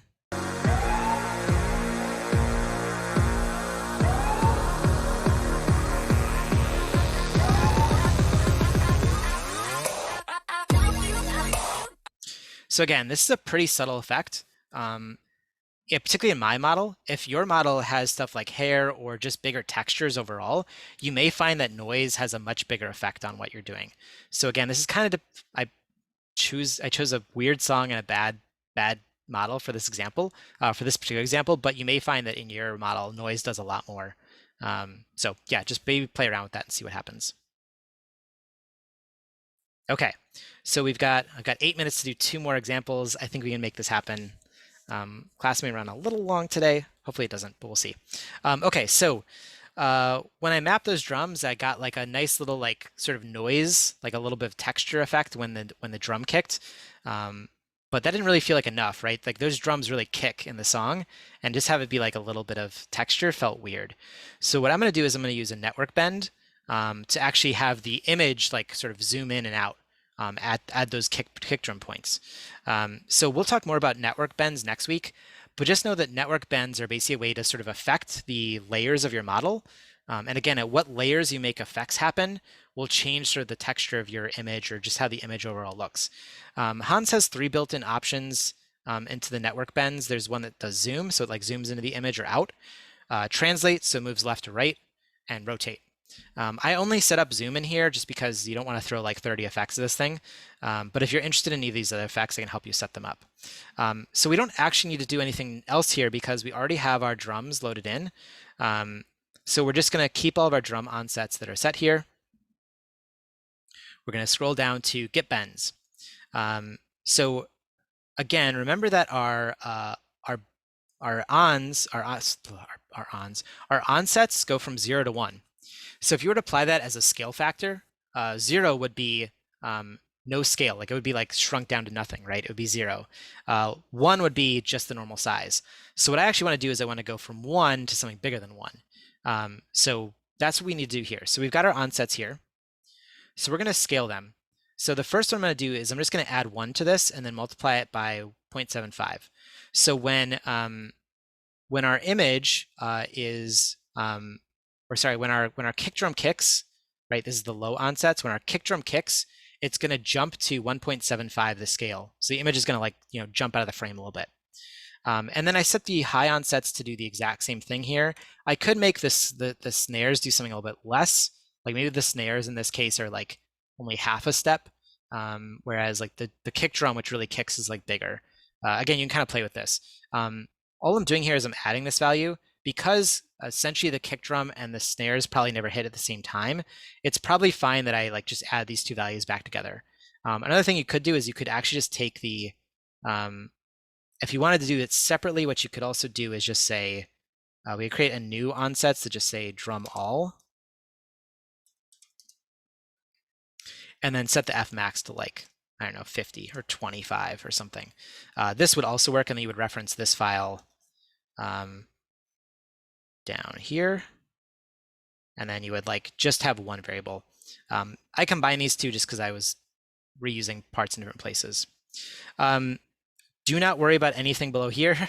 This basically just says take this scaled onset, which will go now from 1 to 1.75, and apply it to our model.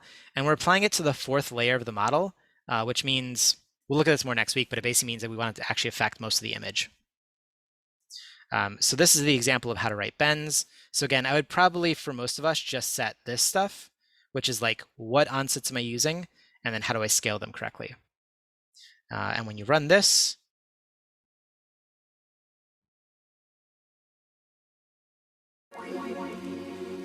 so this I ran on the entire song.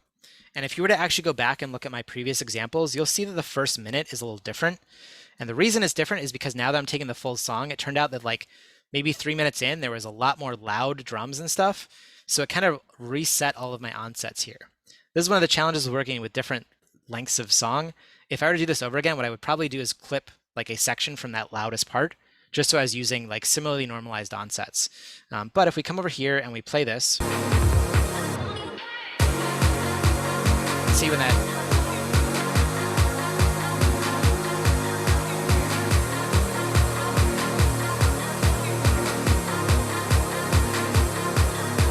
right, so that works really well. That's a nice like loud effect. So whereas the other ones are a little bit more subtle, this one really feels like you can feel it like the kick drum punching, right? So that works pretty well. Okay, so that is network bends. I probably very quickly ran through that. If you're interested in talking about that more, we can talk over Slack or in a co-working session. Any questions up to this point? Is that like bends, like circuit bends in analogy? Or? Yeah, that's the analogy. We'll talk about bends a lot more next week. That'll be mostly what we cover next week because it's fun and allows us to do like some cool, like almost Photoshoppy manipulations of things. Okay, so I promised you that we would look at how to do feature vectors, right? Like one of the things we might want to do is actually take a feature vector. A very common thing you'll see with audio-reactive stuff is if you use FFHQ, there is a well-known feature vector that opens and closes people's mouths. And what they do is they apply the vocal to that. So a vocal onset of like when there's someone talking or singing, the mouth opens, and when there's no talking or singing, the mouth closes. Obviously, with an abstract example like this, there isn't as clear of a like way to do that, but that's essentially like what you might use a feature vector for. So at the very bottom of this notebook, there's also a way to generate feature vectors using this particular rosinality fork. Again, I would expect them to be the same between this and PyTorch, but you might want to run them just to be safe. This whole thing will show you how to run them. What I also recommend you do is that once you've chosen your vectors or your seeds for your vectors, where is this here? Oh, here. Once you've chosen your seeds, you should also run feature vectors on those particular seeds, right? Because we've seen that feature vectors do different things to different images. What you really want to figure out is like, what do they do to the images that I've chosen here? So this will allow you to set a feature vector, or sorry, the seeds. It'll say what range of vectors do I want to look at. Remember that this can go from 0 to 512 or 511. You don't want to look at 512 images times 12. That's going to be way too much. Choose a smart range. And remember that feature vectors at the 0 that are higher, or like technically a lower value, will tend to be bigger changes, right? So feature vector 0 is going to do a lot of big change. Feature vector 50 is probably going to do some subtle stuff with like color or other things. So I went ahead and ran this. And for whatever reason, I decided that set the 17th vector, or I guess the 18th vector, vector 17 as defined in a 0th counter, was the one I wanted to apply. So inside of my feature vectors, or inside this file here, last thing I did is I loaded in the vocal file, and then I loaded in vocal onsets. And here you'll see, like, I don't really care about bass and the vocal onsets, right? It's vocals and it's a woman's voice, so it'll probably be fine. So I save this to Vox high onsets, and then inside of latents, we will start to use these. So this is where it gets even a little bit trickier still. Here's where we're going to load in our feature vector. So again, we're going to load this in. So remember, you have to make a feature vector file. So that script in the appendix makes that. It makes FreeGAN factor. So this is my feature vectors file. I'm going to load this in, and I'm going to load in particularly the eigenvector part of it. And then I want to choose vector 17. So this is how you choose the direction. These vectors are in a format of a z vector, essentially. So we have to convert them into a w vector, so you can only add w vectors and only add z's together, right? So z plus z or w plus w. To do it otherwise gets messy. So what we're going to actually do is we're going to convert that w vector, or sorry, that z vector of a feature vector to a w. And then all you really have to do is, we probably looked at this previously in the feature vector class. We're going to take our distance or our strength function, and we're going to multiply it times the actual vector itself. And then we're going to multiply that times our onsets, right? So when there's no singing, when there's a 0 for the onsets, this will have 0 effect on my vector, right? The feature vector will be zeroed out. 0 times my feature vector is 0. But when I have the person singing, like she just started singing, there will be some effect here that will then be applied to my latent vector. So that, again, if you just think about these as math values, right? Like, or multiplier values, when it's 0, the vector, my base vector plus 0 is nothing. My base vector plus some value, which is my feature vector, means it's going to change. It's going to change in the direction of the feature vector. And I should also mention this is only positive. So if you want to do a positive and negative value, you would want to sort of figure out like how to convert this to something that's both positive and negative. But you probably don't want to do positive and negative, because then when your onset is 0, it's going to actually be the negative vector. So you might want to just pick just one side of it. So either go just positive or just go negative. So if you want to go just negative, you can do negative 10. If you want to go just positive, just do positive 10. So again, I ran through that fast. If anyone wants more details on that, I'm happy to talk about it in Slack or in a co-working session. So we'll run this, and then this gives me my final render. So at this point I was done. One thing you might want to note is that a nice thing to do for your final render is to use this FFmpeg preset of very slow. This will cause your render to take about double the length of time. You'll get a nicer looking file and a much more compressed file. So actually, Grant, this is what we should update if we want to just do quick rough renders. We would do like a very quick render, and it'd be kind of noisy, but it would give us what we wanted. Great, thanks. Yep. So you render that out, you get your final video. I'm going to show so this is an example of what happens with the addition of the feature vector. Now remember, the feature vector is tied to that vocal sample.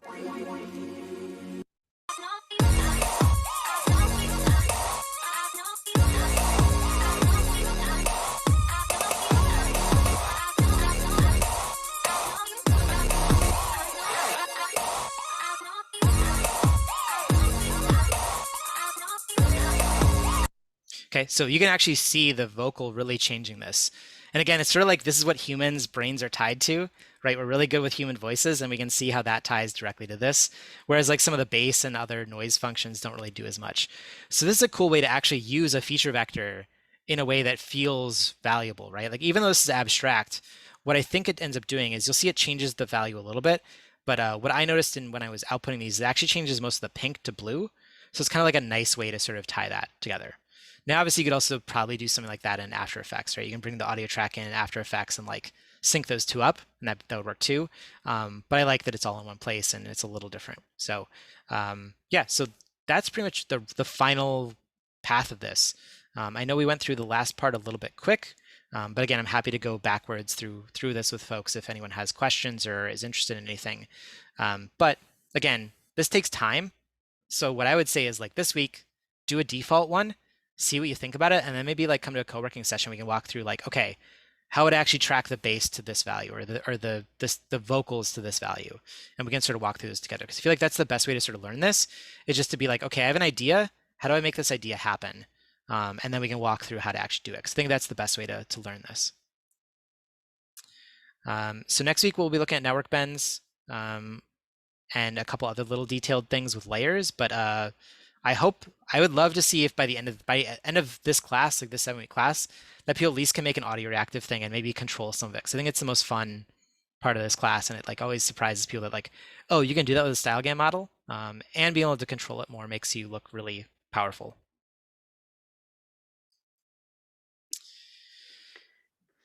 Derek, Yes. are you open to questions? I am, yeah. I'm happy to stick around. I know like we ran a little long, but I'm happy to stick around if people have questions. Yeah, I've got one.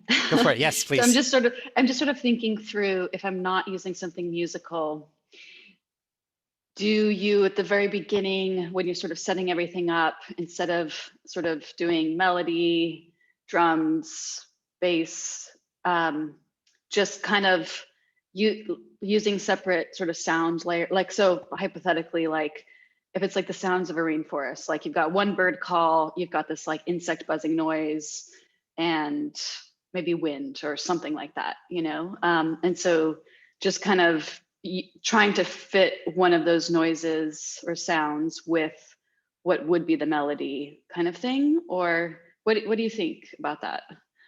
Yes, I have a couple of thoughts. So one is that definitely you can layer on multiple sounds.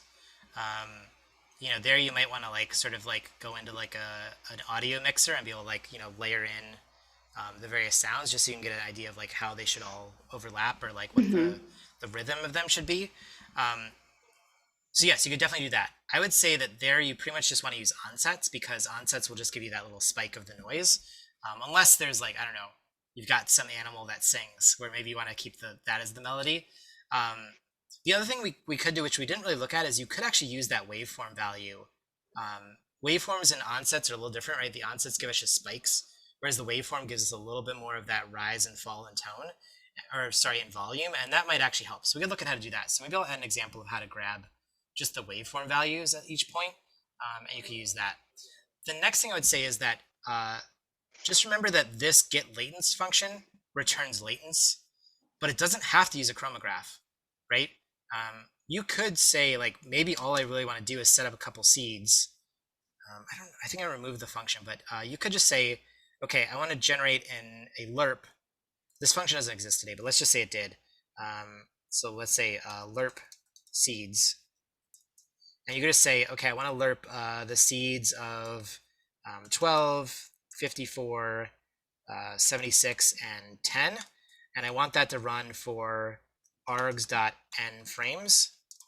So this would be like just a like slow shifting of various vectors. And this would be totally fine to use. Like this would just be like, okay, again, with your video, maybe you're going from day to night or like other things. And then you would have the sounds of other things affect other parts of this. So you don't have to like, again, no one's holding a gun to your head and says you have to use the chromograph for latents, right? You can do other things here. Okay, Another cool. interesting feature to use, if I may interject, there is if you have a really good stereo audio source, you know, you could also do things based on left and right. Yeah, I mean, there's lots of things. It just depends on your audio source and what you want to do with it. There's probably lots of things we could look at that would be interesting there. Yeah.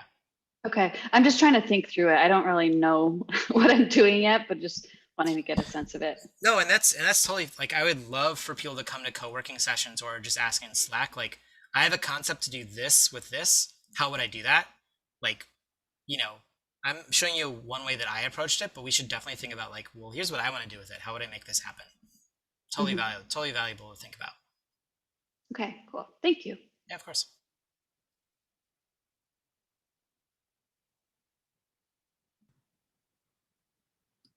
Anybody else? Eric, I don't know if it says in the documents, but the Fmin and Fmax values, is that actually mapped to like kilohertz, or is that a different scale? I'm pretty sure it just maps to kilohertz. Let's look it up. So this is Librosa, and I believe you can just do Librosa onsets.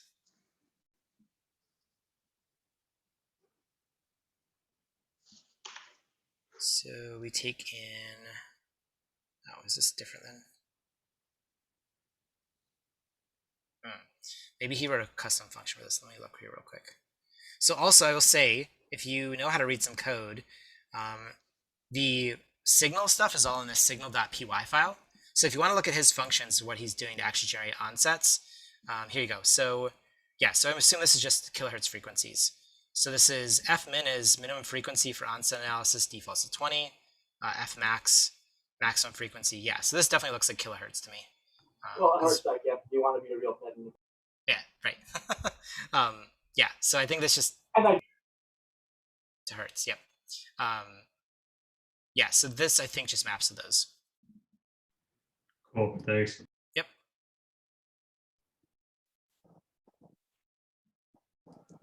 So I have one question, which is like, do you know of like any way to like kind of visualize latent vectors in a way that seems intelligible, other than just like putting them through StyleGAN and like seeing what comes out? Yeah, not really. Right? It's like 512 dimensions are so hard for us to like visualize. Like there's no GUI for like, okay, I want to be in this dimension, when there's 512 of them. So yeah, you just sort of like push them through the generator and see what you get out.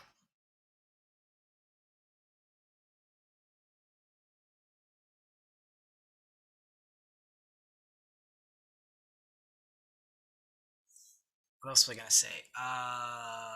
Oh, so the other thing that we didn't cover at all in this class is that Hans does talk a lot about like setting up frequencies, or like you know, with dance music, it's like there's like an 8-bar section of something similar, and then there's like another section of something different.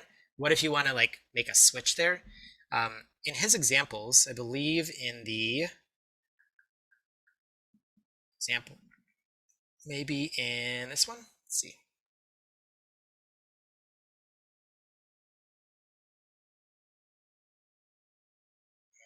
Let's see if it's in this one. Okay, I don't know if he actually does RMS anywhere in any of these files. Oh, here we go. This one does RMS, which I guess is just a way of figuring out sort of the average frequency across time. And there's a way to sort of split out like, okay, this feels like the time that you is like, you know, this is the first 8 bars, this is the intro. Then it's like, here's the hook, and then here's like, you know, whatever else. So there is a way to do this programmatically. I much prefer the way that he did it, which is just like in one of these files right here, he just hard codes in these values, right? So take your song, scrub to the moment where it is, grab the second value from that and convert that to an FPS. And you can just hard code in like the times, and then maybe say like, at this point, I want to save out like these vectors. And at this point, I want to save out these vectors. If anyone's interested in doing that, we can probably write up some code to do that. But yeah, it's like, how much of this do you want to automate and like hope for the best? And then how much of it do you really want to just like say like, okay, this is a section, this is a section, this is a section, combine them. In a similar vein to that, Derek, is there a way to control? So there's like a lot of these Gaussian filters that are being applied, right? Yeah.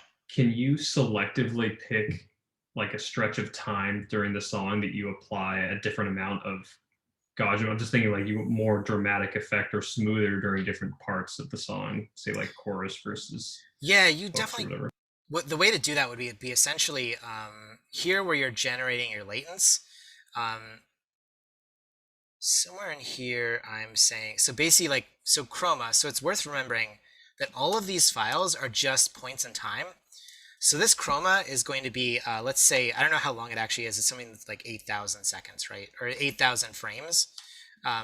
So if you want just say the first 10 seconds, you would go 0 to 3,000, right? 100 times 30. So this is just going to be, just give me the values of just the first 10 seconds.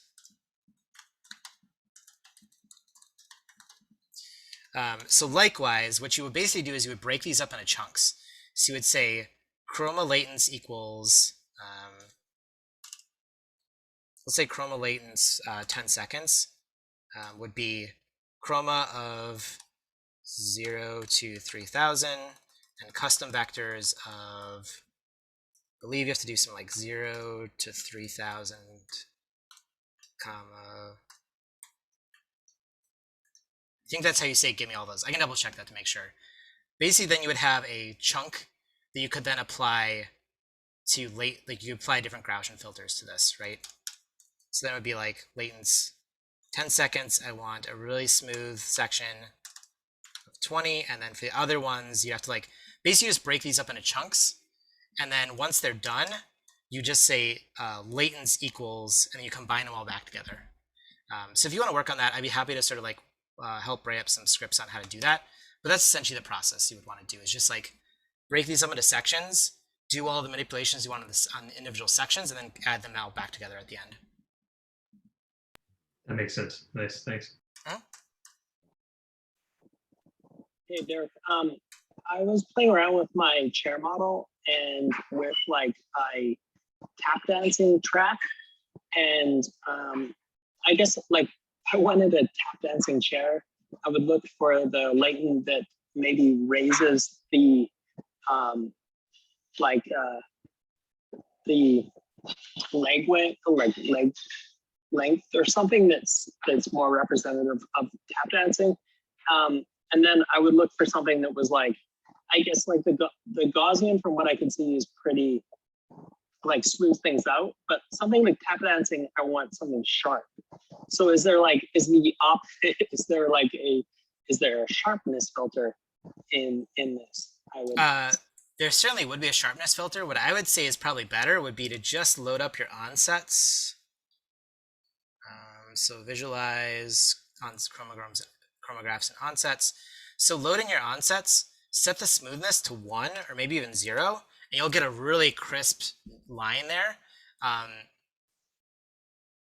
You might want to play with this value, 0, 1, 2, 3, and then just don't apply any Gaussians at all. Like anywhere you see AR.Gaussian, just remove it. The challenge here is that you might get like a really quick flittering sort of thing. So it's like you kind of have to find out like what's the right sort of smoothness value to play with. And then also you might want to increase your frame rate. So like these are all recorded at 30 frames per second, right? Which is going to be like, you know, the more frames you have, the more you'll see little animations happen. So you might want to play with that value a little bit too. So it's like some combination of smoothness plus like, or smooth onsets plus frame rate plus other things is going to like sort of matter. And again, remember these go to 0 to 1. So it's almost like if you find a feature vector that, well, no, I guess it would work. Yeah. So like you just have to play with these values a little bit to get their data in the right form you want. Thanks. Derek, did you mention, was there like a clip attribute as well that sounded somewhat similar to the smooth? Oh, yes, there is. Great point. So where is that? So let's look at that really quickly.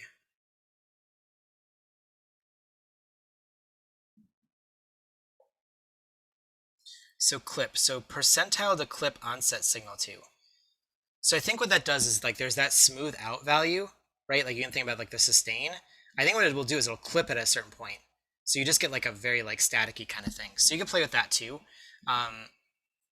Audio signal analysis is not my strongest suit, but I'm happy to try to figure out what this is, or maybe there's just ways we can play with this. Like maybe if we look at this, the other thing I would say is like, it's good to play with these values and actually look at what your values get. So let's actually take did I load the drums in? I think okay, I did. So let's actually take a look at this. Let's just say, here, let's just say clip equals 50, and then clip equals 100, and just actually graph these. This is sort of one of the nice things about this stuff is that you can actually just do this. So high onsets and high onsets 2.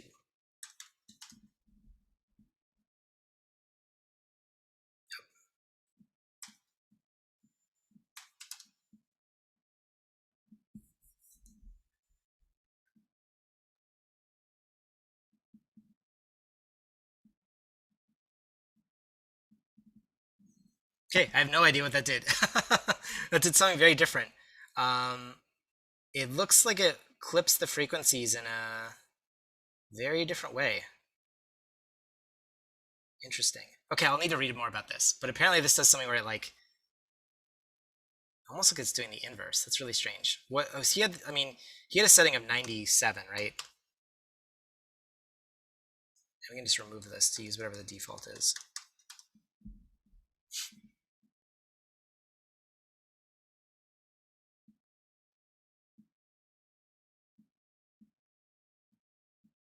Oh, I see what this does.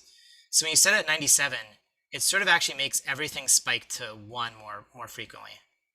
So apparently what it's doing is it's sort of like taking those values and like thresholding them almost.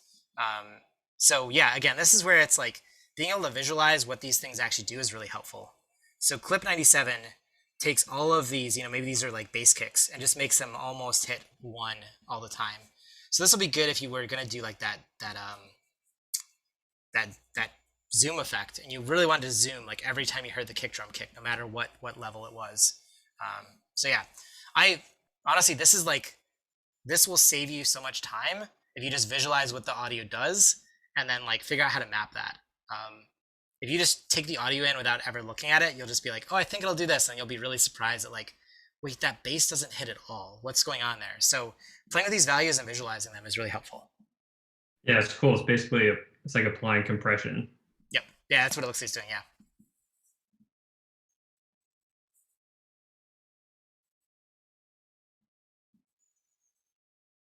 All right. Any other questions? All right. Well, I hope to see some audio-reactive files in Slack this week, or at least I hope to see some of you. Yeah, come to a co-working session. We can walk through some of this together. And again, if you can't make a co-working session, but you really want to play with something and you're stuck somewhere, like don't just like sit and like grind it out yourself. Like feel free to reach out to me on Slack. I'm happy to set up some time to talk through this stuff. All right. We'll see everybody next week. So thank you so much. Thank you as always. All right. Bye, everybody. Thanks.